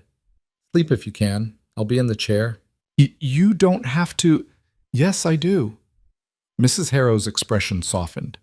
"You did what no one else had the courage to do. You exposed corruption that's been rotting this estate for decades. The least I can do is make sure you survive long enough to see it through." Lydia climbed into the bed, still shaking. Her cut hand throbbed. Her feet were scraped and bleeding from the ledge. But she was alive. She'd survived. "Mrs. Harrow," she said quietly, "why are you helping me?" The housekeeper was silent for a long moment. Then, "Because you remind me of someone. Someone who tried to fight back and lost. I won't let that happen again." The Duchess, Rowan's mother. She was fierce, brilliant, everything the old Duke wasn't, but she was trapped by marriage and duty and a husband who broke her piece by piece. Mrs. Harrow's voice was thick. I watched her fade, watched her spirit break. Swore if I ever got another chance to help someone like her, I wouldn't fail. I'm not her. No. You're stronger. You don't know it yet, but you are. Mrs. Harrow settled into the chair. Now sleep. His Grace rides hard when he's angry. He'll be here by morning. Lydia closed her eyes. Tried to believe that was true. Tried not to think about what would happen if Rowan didn't believe her. If he chose Reed over her. If this was all for nothing. Sleep came in fits and starts. Nightmares of falling, of Reed's hands around her throat, of Rowan's cold eyes as he sent her away. She woke to shouting. Lydia sat up, disoriented. Pale light filtered through the curtains. Dawn. The shouting was coming from downstairs, male voices, angry, overlapping. Mrs. Harrow was already at the door. Stay here. Like hell. Lydia scrambled out of bed. If that's Reed, it's not. Mrs. Harrow's expression was carefully neutral. It's his Grace. He's back. Lydia's heart lurched. She followed Mrs. Harrow down to the entrance hall, where chaos reigned. Rowan stood in the center, still in riding clothes, covered in mud and rain. His face was a storm, fury and fear warring for dominance. Around him, footmen were restraining Reed and Ashworth, both of whom looked significantly worse than when Lydia had last seen them. Reed's lip was split. Ashworth had a black eye forming. Rowan's knuckles were bloody. His gaze swept the room and landed on Lydia. Everything stopped. For one terrible second, she couldn't read his expression. Then he crossed to her in 3 long strides and pulled her into his arms. The embrace was brief, barely a heartbeat, but real. His hands shook as they gripped her shoulders. "Are you hurt?" His voice was rough, ragged. "I'm fine." "You're bleeding." "It's nothing." Reed tried. I know what he tried." Rowan's eyes were black with rage. "Mrs. Harrow's letter. And I ran into the footman you sent halfway to London. He told me everything." He turned back to Reed, his expression murderous. £30,000, he said quietly. 20 years of theft, conspiracy, and attempted murder. "Murder?" Reed laughed, high and desperate. "She fell. It was an accident." "She didn't fall. You chased her onto a ledge in the middle of the night." Rowan took a step closer. "You threatened her, tried to kill her to cover your crimes, and you involved my staff in your schemes." "Your father's schemes," Reed spat. "I learned from him. He built this system. I just maintained it." "My father was a drunk and a bastard, but at least he never pretended to be anything else." Rowan's voice dropped to something deadly. "You wore loyalty like a mask, made people trust you, then bled them dry." "And what are you doing to her?" Reed jerked his chin toward Lydia. "Selling her like property, using her to settle your father's debts. At least I'm honest about what I am. You're just a different kind of thief." Rowan hit him. The punch landed with a crack that echoed through the hall. Reed went down hard, blood streaming from his nose. "You don't get to talk about her," Rowan said. "You don't get to justify what you did. You're done." He turned to the footmen. "Take them to the magistrate, all of them, with the evidence Miss Hale found. Make sure they understand that any attempt to claim corruption or bribery will be met with the full weight of the Blackmore name." The footmen hauled Reed and Ashworth away, still protesting, still threatening.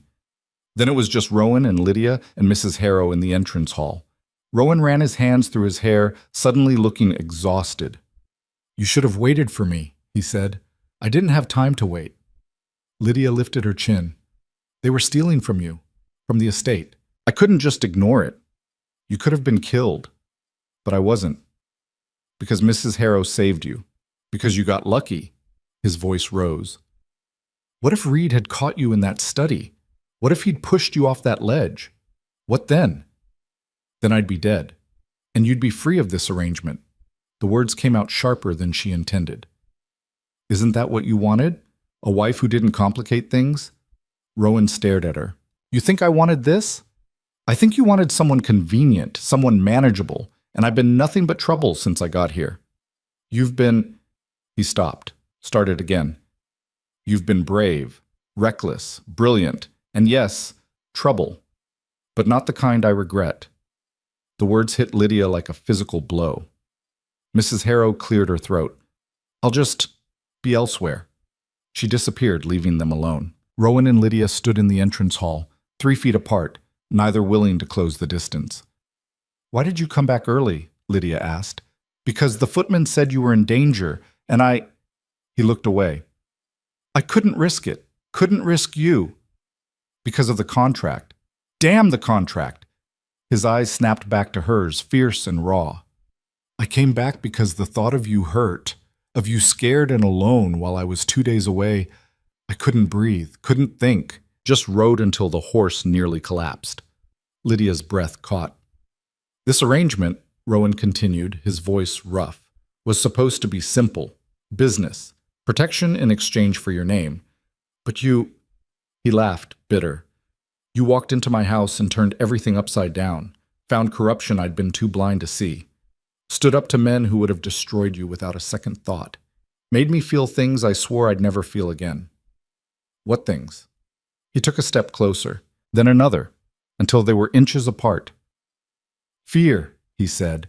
"When I heard you were in danger, rage when I thought about someone hurting you, and something else, something I don't have a name for but feels like... Don't, Lydia's voice broke. Don't say it if you don't mean it. I've never meant anything more in my life. He reached up, his hand cupping her face with a gentleness that contradicted every hard edge of him. I'm falling for you, Lydia Hale, and I don't know what to do about it. The world tilted. This wasn't supposed to happen. This was a business arrangement, a transaction. Protection and safety in exchange for a name. Not this. Not his thumb brushing her cheek. Not his eyes, storm gray and desperate, searching hers. Not the way her heart was racing like she'd run a mile. Rowan! The door burst open. They sprang apart. A man strode in, tall, broad-shouldered, dressed in expensive clothes that screamed wealth and power. Behind him, two others who looked like hired muscle. Your Grace, the man said, his smile sharp as knives. I heard you were back. We need to talk about your father's debts. Rowan's expression went cold. Lord Ashford's debts were settled years ago. Not all of them. The man's gaze slid to Lydia. And I believe this lovely creature is part of that settlement. The contract, Your Grace. I'm here to collect. Lydia's blood turned to ice. Who are you? She whispered. The man's smile widened. Vincent Caro. I'm the man who actually owns that contract. And you, my dear, are about to find out what happens when Blackmores try to cheat me. The entrance hall felt smaller with Vincent Caro in it. He carried himself like a man accustomed to getting what he wanted, shoulders back, chin high, eyes that cataloged everything and found most of it wanting. Rowan stepped between Caro and Lydia, his body a wall. You don't own anything, Caro. The contract was between my father and Harold Hale. You're not mentioned anywhere in it. Not in the version you have, perhaps. Caro pulled a folded document from his coat and tossed it onto the hall table. But that's because your father was very good at keeping secrets, just like Harold was good at borrowing money from multiple sources. Lydia's stomach dropped. What does that mean? It means, Caro said, his smile never reaching his eyes, that 22 years ago Harold Hale came to me desperate. Your dear father, he nodded at Rowan, had agreed to forgive £30,000 in exchange for marrying his son to Hale's daughter, but Harold owed me $20,000 more. Money I'd lent him years earlier with very specific terms. Terms that included my mother, Lydia said quietly. The pieces were falling into place, sharp and ugly. Your mother was collateral, yes. If Harold defaulted, which he did the moment he died, the debt passed to his estate, which means it passed to you. Caro's gaze raked over her like she was livestock at auction. The Blackmore contract promised you to their family, but my contract was signed first, which means legally you belong to me. People don't belong to people. Lydia's voice shook with rage. That's called slavery, and it's been illegal for decades. Debt collection isn't slavery, darling. It's business. Caro gestured to his men. You can come willingly, or my associates can persuade you. Either way, you're leaving with me today. Rowan moved so fast Lydia barely saw it. One moment he was standing still, the next he had Caro by the throat, slamming him against the wall hard enough to rattle the portraits. Touch her, Rowan said, his voice deadly calm, and I'll kill you. Slowly, publicly, in ways that will make your family name a cautionary tale. Caro's face was turning purple, but he managed to choke out words. Kill me, and you'll hang for murder. Maybe, but you'll still be dead. Rowan's grip tightened. And every court in England will call it justified when they learn you tried to abduct my fiancée. She's not your fiancée. She's mine. She's no one's. The new voice came from the doorway. Everyone turned. A woman stood there, older, maybe 60, dressed in black traveling clothes with silver hair pulled back severely. She looked like she'd been carved from granite and left out in bad weather. Aunt Marjorie? Rowan's grip on Caro loosened fractionally. What are you doing here? Saving you from making a terrible mistake. Marjorie Blackmore swept into the room, her cane clicking on marble. Let him go, Rowan. Throttling creditors is beneath you. Rowan released Caro, who stumbled away gasping. Marjorie turned her attention to Lydia, looking her up and down with sharp eyes that missed nothing. Not the torn nightgown, the bandaged hand, the bare feet. So you're Harold Hale's daughter, the one causing all this fuss. Lydia lifted her chin. I didn't ask to be sold by my father. Twice, apparently. No, I don't suppose you did. Something that might have been approval flickered across Marjorie's face. But you're here now, which means you're either very brave or very stupid. I haven't decided which. Both, probably. Lydia was too exhausted to pretend. Who are you? Rowan's aunt, his father's sister, and the person who actually read all the contracts before the old Duke signed them. Marjorie turned to Caro. Your document is a forgery, Vincent. A good one, but still fake. Caro's expression hardened. That's a serious accusation. It's a serious crime. Marjorie crossed to the table, picked up Caro's contract, and held it to the light. The paper's right. The ink's aged correctly, but the seal, she tapped it with one finger, is wrong. My brother's seal had a flaw, a crack in the wax that appeared on every document he signed after 1798. This one doesn't have it. That proves nothing. It proves you're lying. Marjorie set down the document. Harold Hale did owe you money, but you never had a contract for his daughter. You heard about the Blackmore arrangement and decided to capitalize on it. Thought you could intimidate a grieving girl and a duke too busy to check his facts. Caro's jaw worked. You can't prove any of that. Actually, I can. Marjorie pulled her own papers from her bag. Thick, yellowed, covered in spidery handwriting. These are the original contracts. All of them. Every debt Harold Hale owed, every agreement he signed. I've been collecting them for 20 years, waiting for this day. Why? Lydia asked. Because I knew Harold would die still owing half of England, and I knew vultures like Vincent would come circling. Marjorie's expression was flint. My brother was a drunk and a fool, but I won't let his mistakes destroy my nephew, or innocent girls caught in the crossfire. She spread the papers on the table. Here's the Blackmore contract, the real one, signed, sealed, witnessed, legal in every way. And here, she pulled out another document, is Harold's agreement with you, Vincent. £20,000 due on death, but no mention of collateral, no claim on his daughter, just money, which his estate doesn't have. Which means you get nothing, Rowan said, just like you deserve. Caro's face had gone from purple to white. I won't. You'll leave. Marjorie's voice could have cut glass. Now, before I have you arrested for fraud and attempted kidnapping, or would you prefer I send word to your creditors that you're struggling financially? I'm sure they'd love to know about the gambling debts you've been hiding. Caro opened his mouth, closed it. His eyes darted between Marjorie and Rowan, calculating odds. He was outmatched, and he knew it. This isn't over, he said finally. Yes, Marjorie replied. It is. Caro and his men left, their footsteps echoing in the sudden silence. Lydia's legs gave out. She sat down hard on the stairs, her hands shaking so badly she had to clench them together. Well, Marjorie said, studying her, you've had an eventful week. That's one word for it. Lydia's laugh came out broken. Are there any other contracts I should know about? Any other men who think they own me? Not that I'm aware of, but with Harold, you never know. Marjorie's tone softened fractionally. Your father was a coward and a cheat, but he did one decent thing in his miserable life. He made sure you'd be protected. The Blackmore contract wasn't just about debt. It was about keeping you safe from men like Caro. Safe, Lydia tasted the word. Is that what you call selling your daughter to strangers? No, I call it the best of bad options. Marjorie sat beside her on the stairs. Your father knew he was dying, knew his debts would fall on you. The Blackmore contract gave you a way out. Marriage to a powerful family, protection from creditors, a life better than anything Harold could provide. It wasn't kind, but it was pragmatic. I don't want pragmatism. I want choice. Then make one.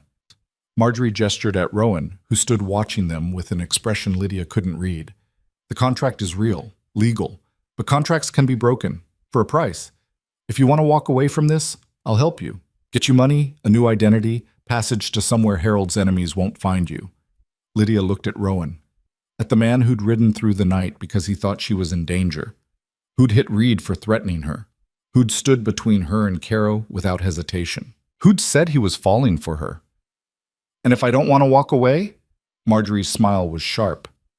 Then you'd better be ready for a fight, because marrying into this family means dealing with their enemies, their debts, and their spectacularly poor life choices. It's not a fairy tale, girl. It's work. Hard, messy, complicated work. I'm used to work. Good. Marjorie stood, brushing off her skirts. Then let's discuss the wedding. 3 weeks isn't enough time for a proper ceremony, but we'll make do. You'll need a dress, invitations, a guest list. Wait. Lydia held up her hand. I haven't agreed to anything yet. Haven't you? Marjorie looked between her and Rowan. The way you two look at each other, I'd say the decision's already made. You're just too stubborn to admit it. She swept toward the door, leaving them alone again. Rowan sat down beside Lydia on the stairs. For a long moment, neither spoke. Then, I meant what I said before Caro showed up. Lydia's heart lurched.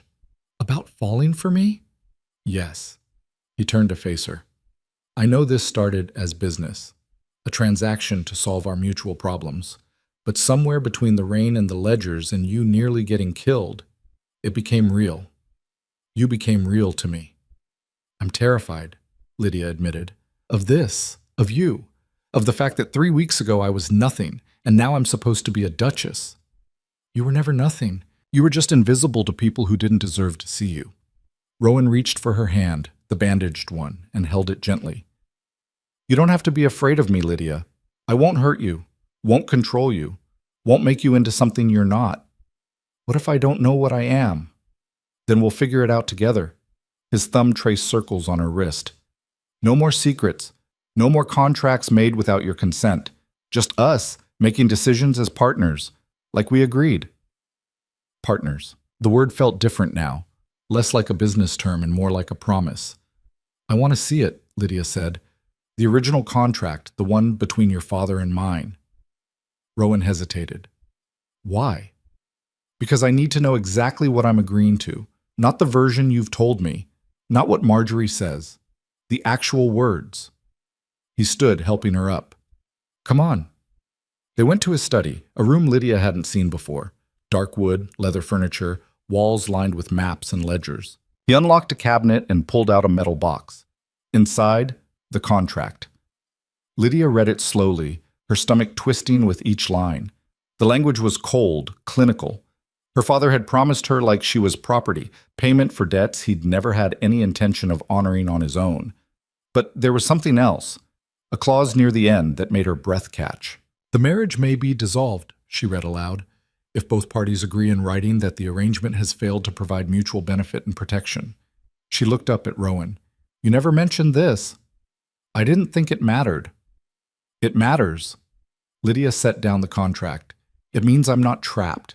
If this doesn't work, if we make each other miserable, we can end it, legally. Is that what you want, an escape clause? I want honesty. She moved closer.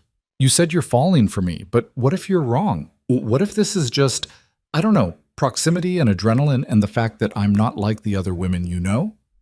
It's not. How do you know? Because I've spent the last 3 days in London surrounded by exactly the kind of women I'm supposed to want. Beautiful, polished, connected. And all I could think about was getting back here. To you. His voice dropped. To the woman who smashed a window and climbed onto a ledge rather than let thieves win. Who stood up to Caro without flinching. Who looks at me like I'm a person, not a title. Lydia's throat tightened. I don't know how to be what you need. You already are. Rowan cupped her face with both hands. You're brilliant and fierce and completely terrifying, and I don't want you to change. I just want you to stay. The words hung between them. Lydia thought about running, about taking Marjorie's offer and disappearing into a new life. But she'd spent 22 years being invisible, being nothing. Here, she was something, someone who mattered, someone who'd exposed corruption and survived assassination attempts and stood her ground against men who thought they owned her. Here, she was becoming the person she was always meant to be. I'll stay, she said, but on my terms. Name them. The wedding happens in 3 weeks like you planned, but it's small, no spectacle, just family and staff. Agreed. And I want control of the household, Real control. Not just managing menus. I want to hire and fire staff, approve expenditures, make decisions without asking permission. Done. And this was the hard part. And I want you to be honest with me, always, even when the truth is ugly. No more protecting me from things you think I can't handle. Rowan was quiet for a beat. That goes both ways. You tell me when you're planning to break into locked rooms and confront thieves. Deal. Lydia held out her hand. He took it, pulling her close instead of shaking. One more condition. What? You let me court you, properly, for the next 3 weeks. His smile was small, uncertain. I know we're already engaged, but I want to do this right. Want you to know me before you marry me. Lydia's heart did something complicated in her chest. That's not a condition. That's a gift. Then accept it. She did the only thing that made sense. She kissed him. It was brief, barely more than a brush of lips, but it felt like a beginning, like a promise they were both choosing to make. When they broke apart, Rowan was smiling, actually smiling, not the cold mask he usually wore. 3 weeks, he said. 3 weeks, Lydia echoed. The next morning, Lydia woke in her own bed, properly barricaded this time, with guards outside and windows locked. Sunlight streamed through gaps in the curtains. For the first time since arriving at Blackmore Hall, she felt like she could breathe. Anne appeared with breakfast and news. Reed and Ashworth are in custody, miss. The magistrate came this morning with constables, took statements from half the staff. Anne's smile was fierce. Everyone's talking about how you caught them, how you fought back. I mostly just survived. That's more than most people do.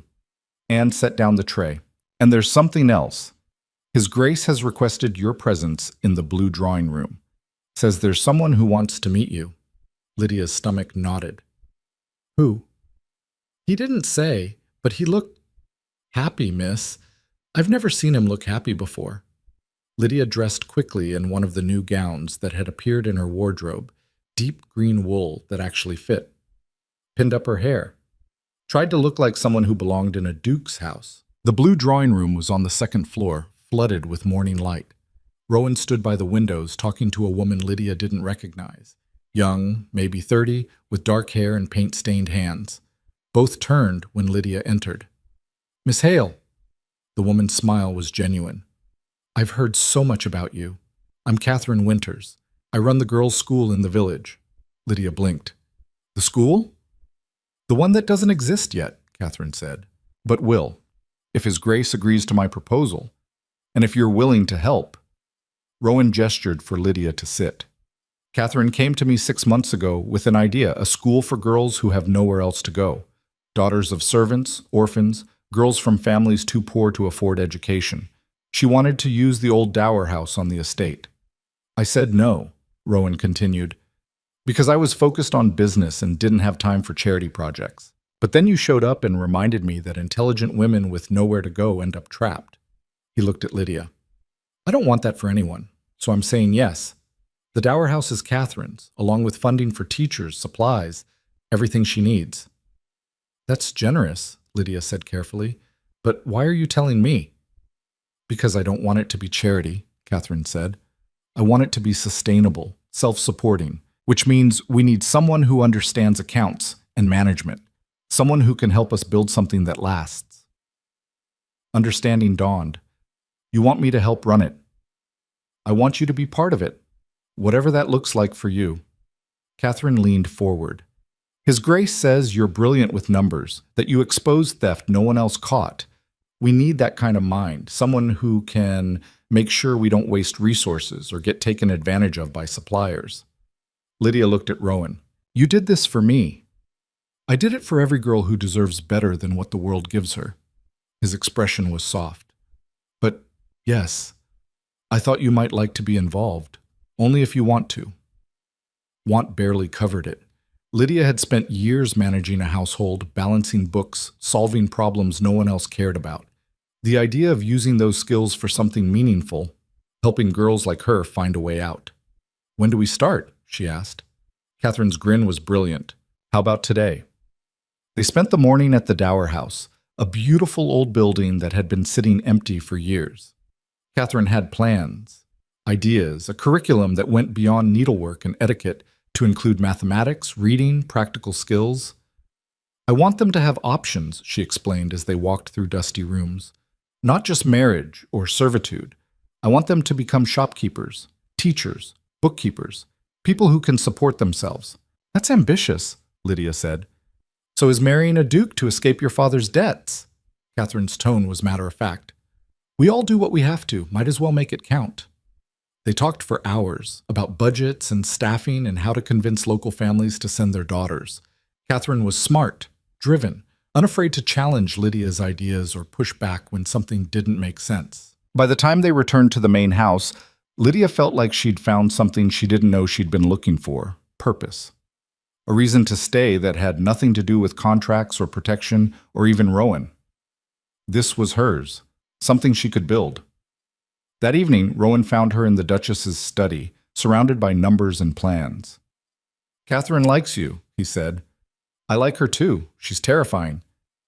She reminds me of you." He sat on the edge of the desk, stubborn, brilliant, completely unwilling to accept no as an answer. "Is that a compliment?" "It's an observation." His smile was wry. "I have something for you." He handed her a small box. Inside, a ring. Not flashy, just a simple gold band with a single emerald.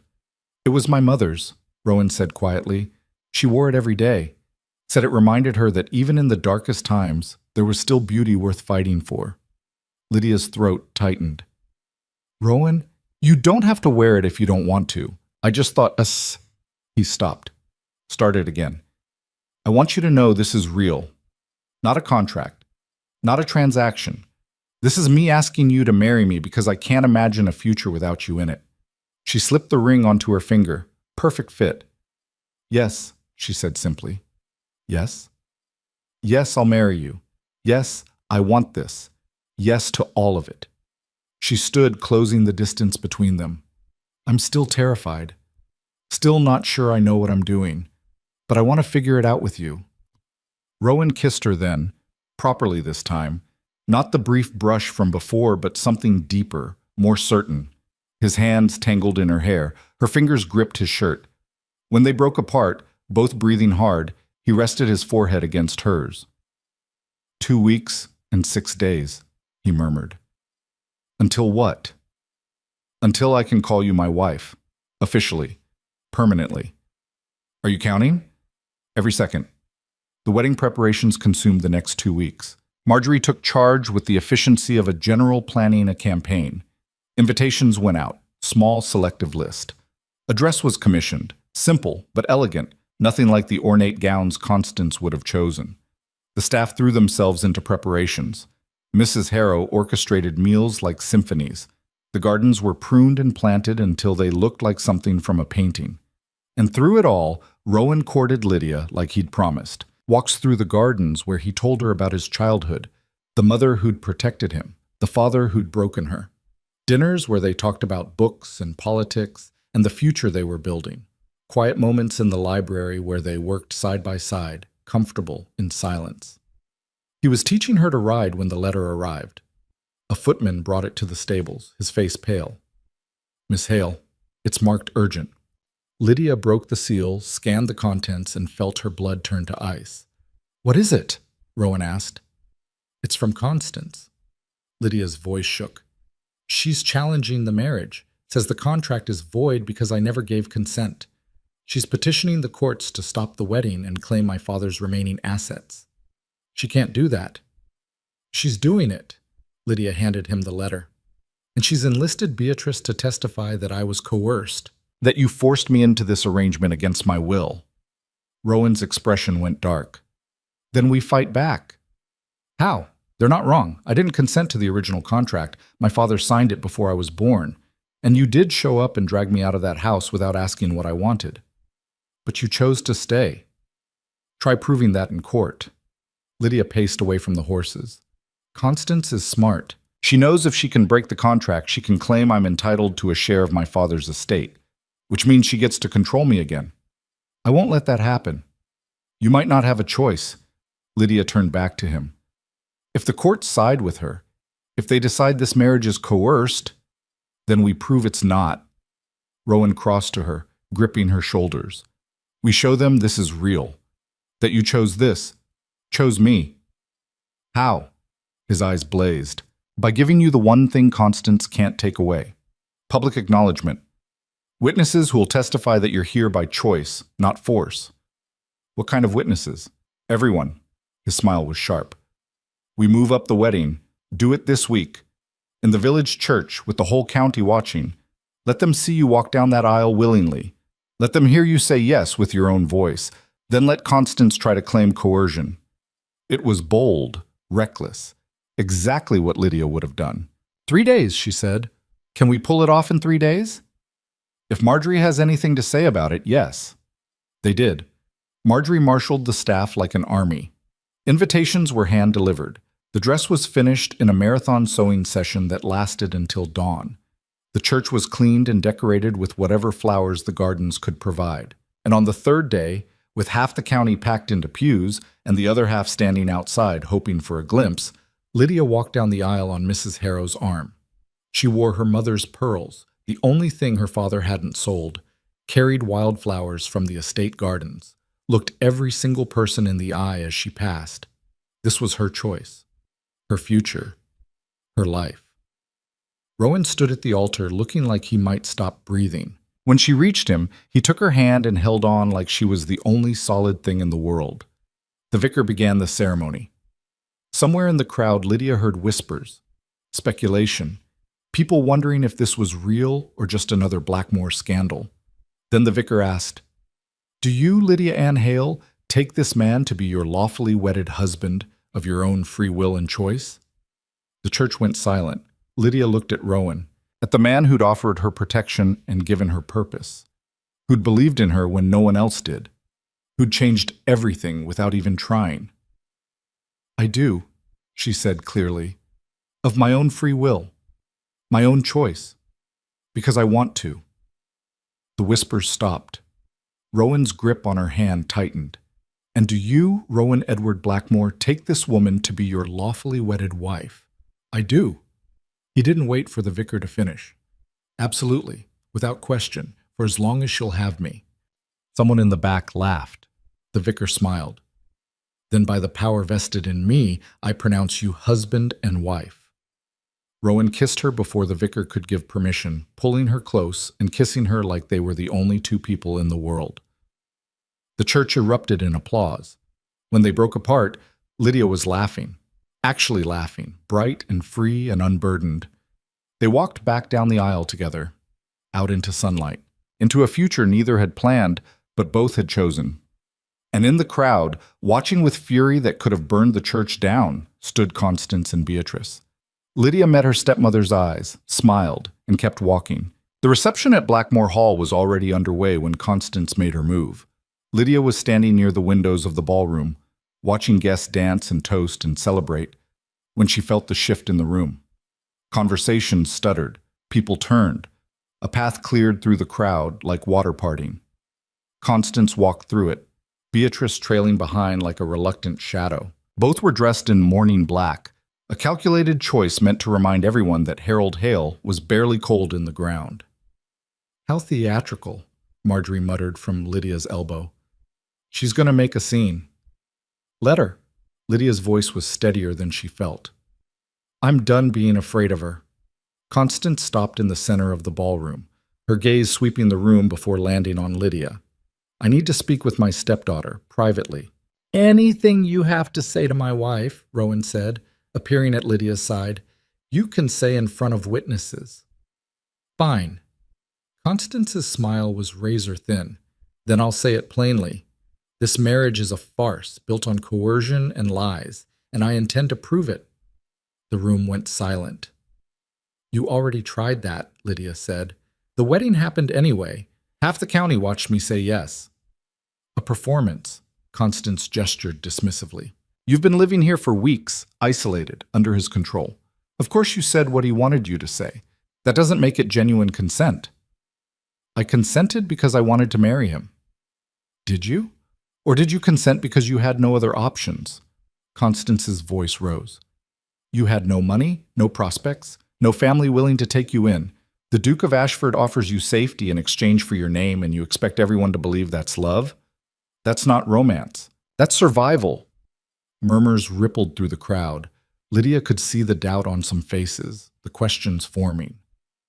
Rowan stepped forward, his expression dangerous. You need to leave. Not until I've had my say. Constance pulled papers from her reticule. I have statements here from servants at Hale Manor who witnessed how you dragged Lydia from her home, from neighbors who saw her distress, even from Mr. Pemberton, who admits the contract was signed without her knowledge or consent. The contract was signed 22 years ago, Marjorie said sharply. Lydia wasn't consulted because she wasn't born yet. That's not coercion. That's how arranged marriages work. Arranged marriages, Constance countered, require the consent of both parties once they're of age. Lydia never gave that consent. She was forced into this situation by circumstances beyond her control. I was forced into it by my father's debts, Lydia said clearly. Debts you knew about, Constance. Debts you helped hide while you spent his money and pretended everything was fine. Constance's expression flickered. I did no such thing. You did. Lydia moved forward, away from Rowan's protective presence. You knew he was bankrupt, knew creditors were circling, but you kept spending new dresses, new furniture, parties you couldn't afford, all while telling me I was worthless and should be grateful for the roof over my head. That's a lie. Is it? Lydia pulled her own papers from her sleeve, copies she'd made from the ledgers. Here's the household accounts from the last 5 years. Expenses tripling while income stayed flat. Bills going unpaid while you bought Beatrice a new wardrobe every season. And here, she unfolded another page, is the letter you wrote to my father's solicitor 3 months before he died, asking if you'd inherit if something happened to him. Gasps from the crowd. Constance's face went white. Where did you get that? From the same place I found proof that you knew about the Blackmore contract, that you'd planned to use it to control me, keep me dependent so you could claim my father's assets through me. Lydia's voice was ice. You didn't want me to have choices, Constance. You wanted me to be trapped so you could use me as leverage. That's not... I never... You did. Beatrice's voice was small but clear. Mother, you did. Everyone turned. Beatrice stood apart from Constance, her hands twisting together, her face pale but determined. You told me, when father was dying, you said if we could keep Lydia under our control, we could claim part of whatever settlement the Blackmores offered, that she was worth more married than single. Beatrice, be quiet. No. Beatrice's voice strengthened. I'm done being quiet. Done helping you hurt people. She looked at Lydia. I'm sorry for everything, for being cruel, for pretending you didn't matter. You deserved better. The apology hung in the air like something fragile. Lydia didn't know what to say. Didn't know if she could forgive years of casual cruelty just because Beatrice had finally grown a spine. But she nodded. Once. Acknowledgement, if not absolution. Constance looked between them, her carefully constructed facade crumbling. You're all turning against me. After everything I've done, everything you've done, Rowan said quietly, has been for yourself. You used Harold's debts to position yourself as the grieving widow while plotting to exploit his daughter. You challenged this marriage not to protect Lydia, but to maintain control over her. And now you're standing in my house at my wife's wedding reception, trying to destroy her reputation because you can't stand that she escaped. She hasn't escaped anything. She's just traded one prison for another. Constance's smile was bitter. You think marriage to a duke makes her free? She's still property, still a transaction, just with better furniture. No. Lydia stepped forward until she was inches from Constance. I'm not property, not yours, not my father's, not even Rowan's, despite what the law says. I'm a person who made a choice. Maybe not the choice I would have made if the world was fair, but it was mine. A choice made under duress? Every choice women make is under duress. Lydia's voice cracked with fury. We can't own property, can't control our own money, can't vote or work most professions or exist without a man's permission. So yes, I chose marriage to escape poverty, chose protection over independence because independence isn't actually an option for women like me. But I chose the best version of a bad situation, and I chose it with my eyes open. The ballroom was silent. You wanted me to stay small, Lydia continued. Stay invisible, stay nothing, so you could use me however you wanted. But I'm done being nothing. I'm the Duchess of Ashford now, and you have no power over me anymore. She turned to the crowd. Everyone here heard me consent to this marriage, heard me say yes of my own free will. If anyone doubts that, if anyone believes I was coerced, speak now. No one spoke. Constance looked around wildly, searching for allies, found none. This isn't over, she hissed. Yes, Marjorie said. It is. You lost. Accept it with whatever grace you can muster and leave before I have you thrown out. Constance drew herself up, trying to salvage dignity from the wreckage. Beatrice. We're leaving. But Beatrice didn't move. I'm not going with you. What? I said I'm not going with you. Beatrice's voice was shaking but firm. I'm tired of being your weapon, your pawn. I want... She swallowed hard. I want to be better than you raised me to be. Constance stared at her daughter like she was a stranger. Then, without another word, she turned and swept from the ballroom, her black skirts trailing like a funeral shroud. The crowd erupted in whispers. Lydia felt her knees go weak. Rowan caught her elbow, steadying her. That was terrifying, she murmured. That was brilliant. His smile was fierce with pride. You just dismantled her in front of half the county. I might throw up. Later. Right now, you need to smile and pretend you're not shaking. Lydia managed to laugh, turned to face the crowd. Let them see her standing, not broken, not defeated, not nothing. Marjorie raised her glass. To the Duchess of Ashford, who just proved she's more Blackmore than most of us by blood. The crowd echoed the toast. Lydia caught Beatrice's eye across the room. Her half-sister looked lost, uncertain, like she'd just cut herself free from anchor lines and didn't know how to swim. Beatrice, Lydia called. Beatrice approached cautiously. You meant what you said? About wanting to be better? Yes, I think so. Beatrice's voice was small. I don't know how, but I want to try.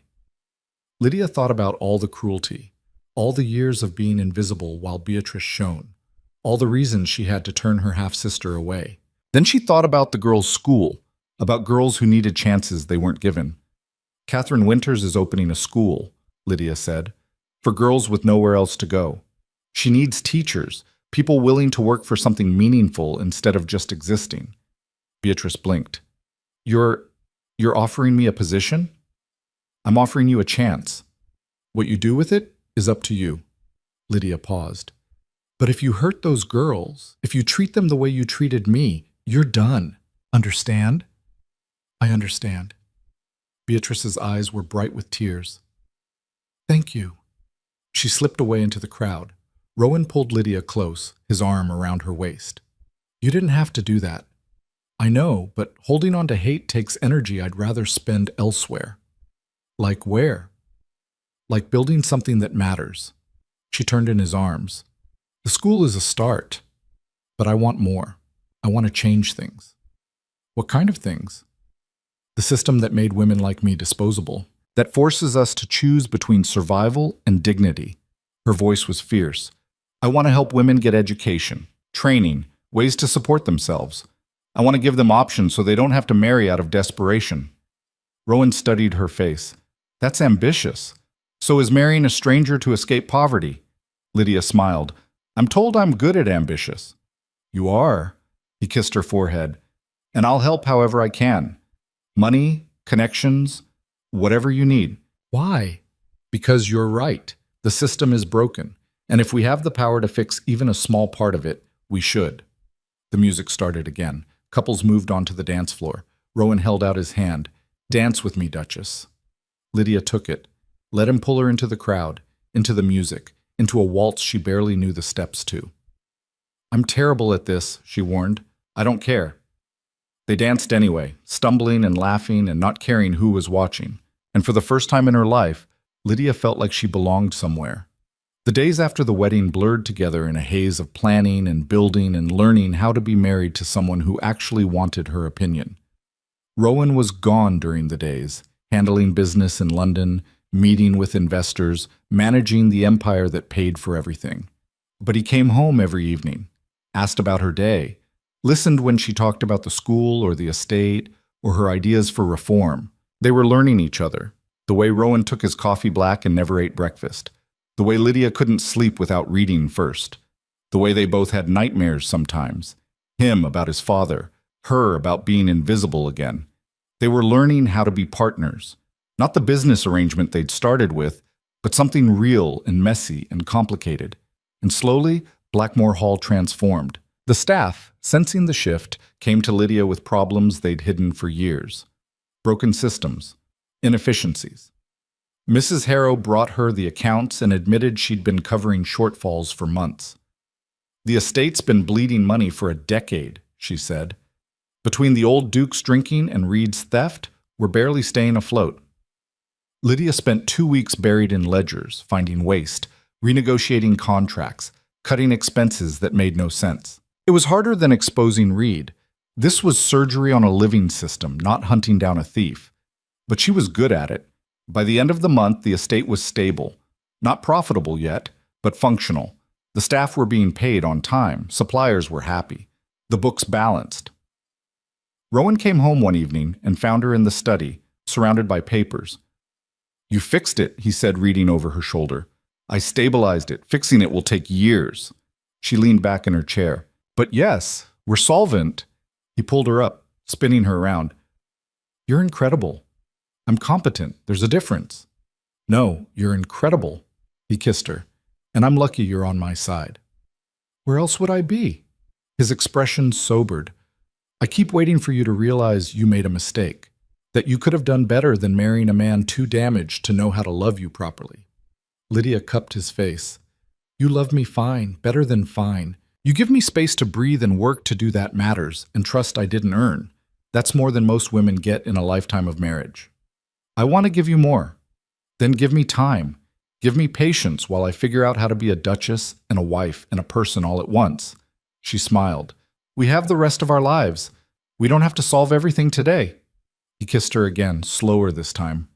"The rest of our lives. I like the sound of that." The school opened in the spring. 20 girls arrived the first day, daughters of servants, orphans from the village, a few from families too poor to feed them. They ranged from 8 to 16, each with their own story of loss and survival. Catherine ran the curriculum. Beatrice, who'd proven herself steady and patient, taught reading and etiquette. And Lydia managed the finances, making sure every shilling was spent wisely. It was chaos at first. Girls who'd never been in a classroom disrupting lessons, supply shortages, arguments over rules and schedules. But slowly, it worked. The girls learned, grew, started believing they could be more than what the world expected. 6 months in, Lydia was reviewing accounts when one of the older students knocked on her office door. "Your Grace, may I speak with you?" The girl was maybe 15, tall and thin, with clever eyes and nervous hands. "Of course. What's your name?"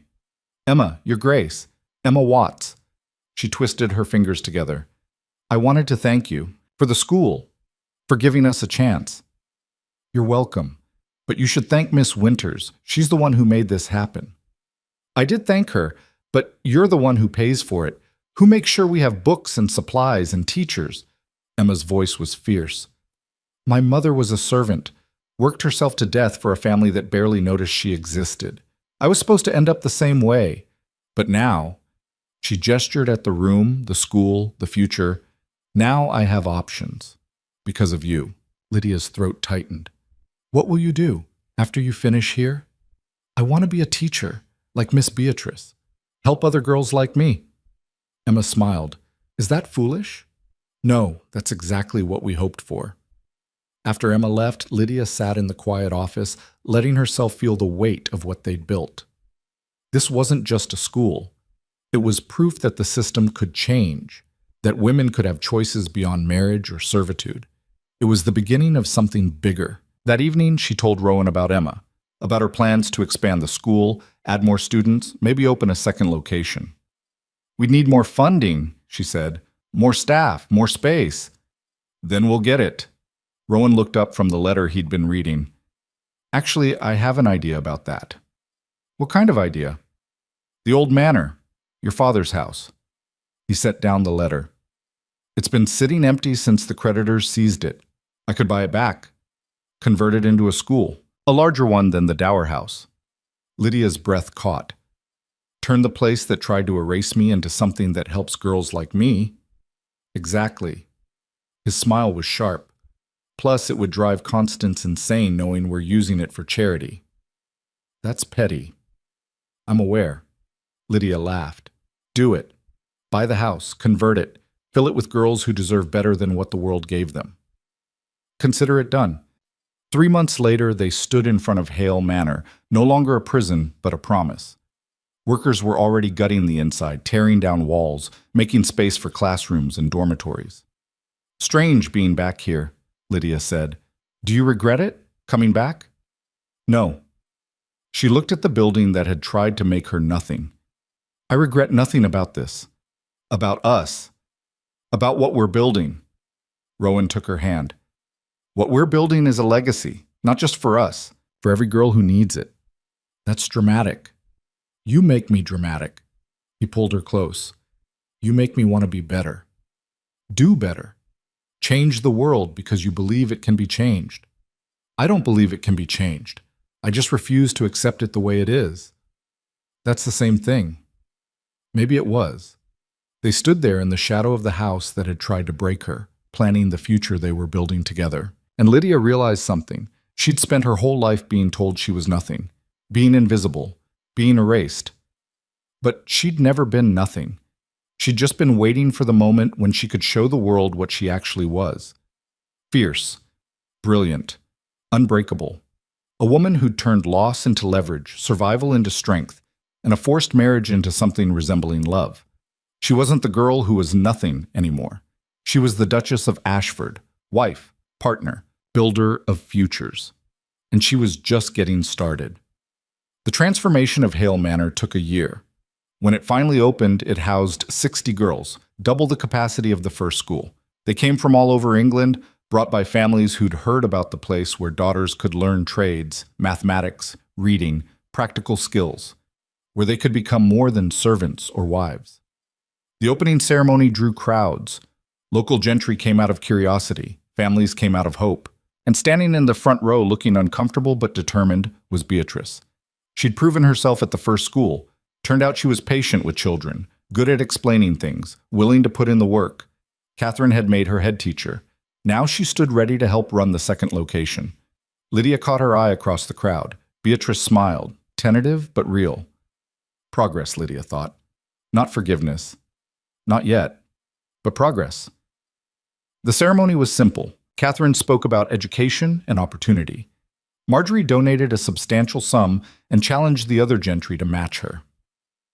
Rowan stood beside Lydia, his hand in hers, his pride evident. Then Lydia stood to speak. She looked at the crowd, at faces skeptical and supportive, curious and critical. This building, she said, used to be a prison. My prison. The place where I was told I was worthless. Where I learned that being a woman meant being invisible unless someone needed you to serve them. Silence.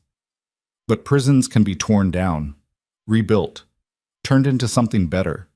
She gestured at the manor behind her, transformed, beautiful, full of possibility. This isn't just a school. It's proof that the stories we're told about ourselves, about what we can be, what we're worth, those stories can be rewritten. She looked at the girls lined up in their new uniforms, eyes bright with hope.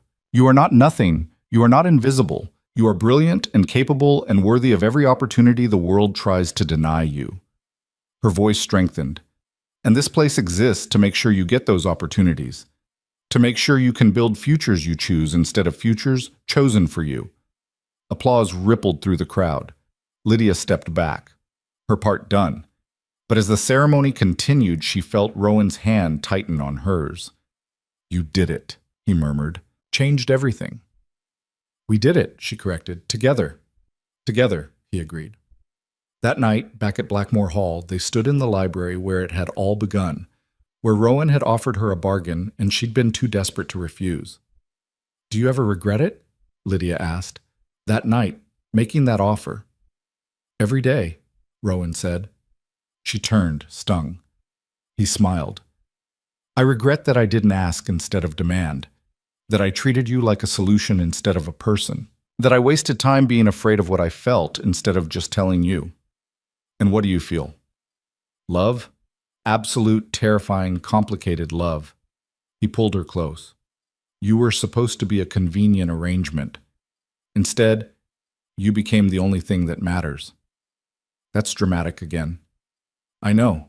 You bring it out in me. He kissed her forehead. I love you, Lydia Blackmore. Not because you saved my estate or exposed corruption or built schools, but because you're fierce and brilliant and refuse to accept the world the way it is. Because you make me want to be better. Because you're you. Lydia felt tears prick her eyes.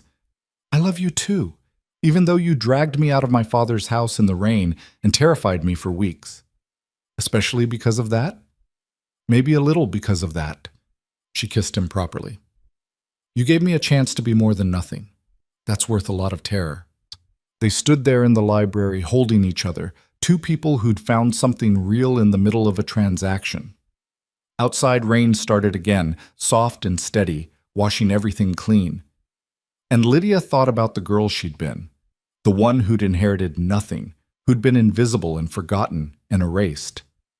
That girl was gone. In her place stood someone new, someone who'd taken the worst the world offered and turned it into something worth having, someone who'd learned that you didn't have to accept the stories people told about you. You could write your own instead. 5 years later, the network had grown to 7 schools across England. Hundreds of girls had passed through the programs. Some became teachers, others shopkeepers, bookkeepers, nurses. A few even went on to universities that were just starting to accept women. The system was changing, slowly, painfully, but changing. And at the center of it all was Lydia, Duchess of Ashford, patron of the schools, advocate for women's education. She'd become the thing she'd needed most when she was young, proof that invisible girls could become visible women.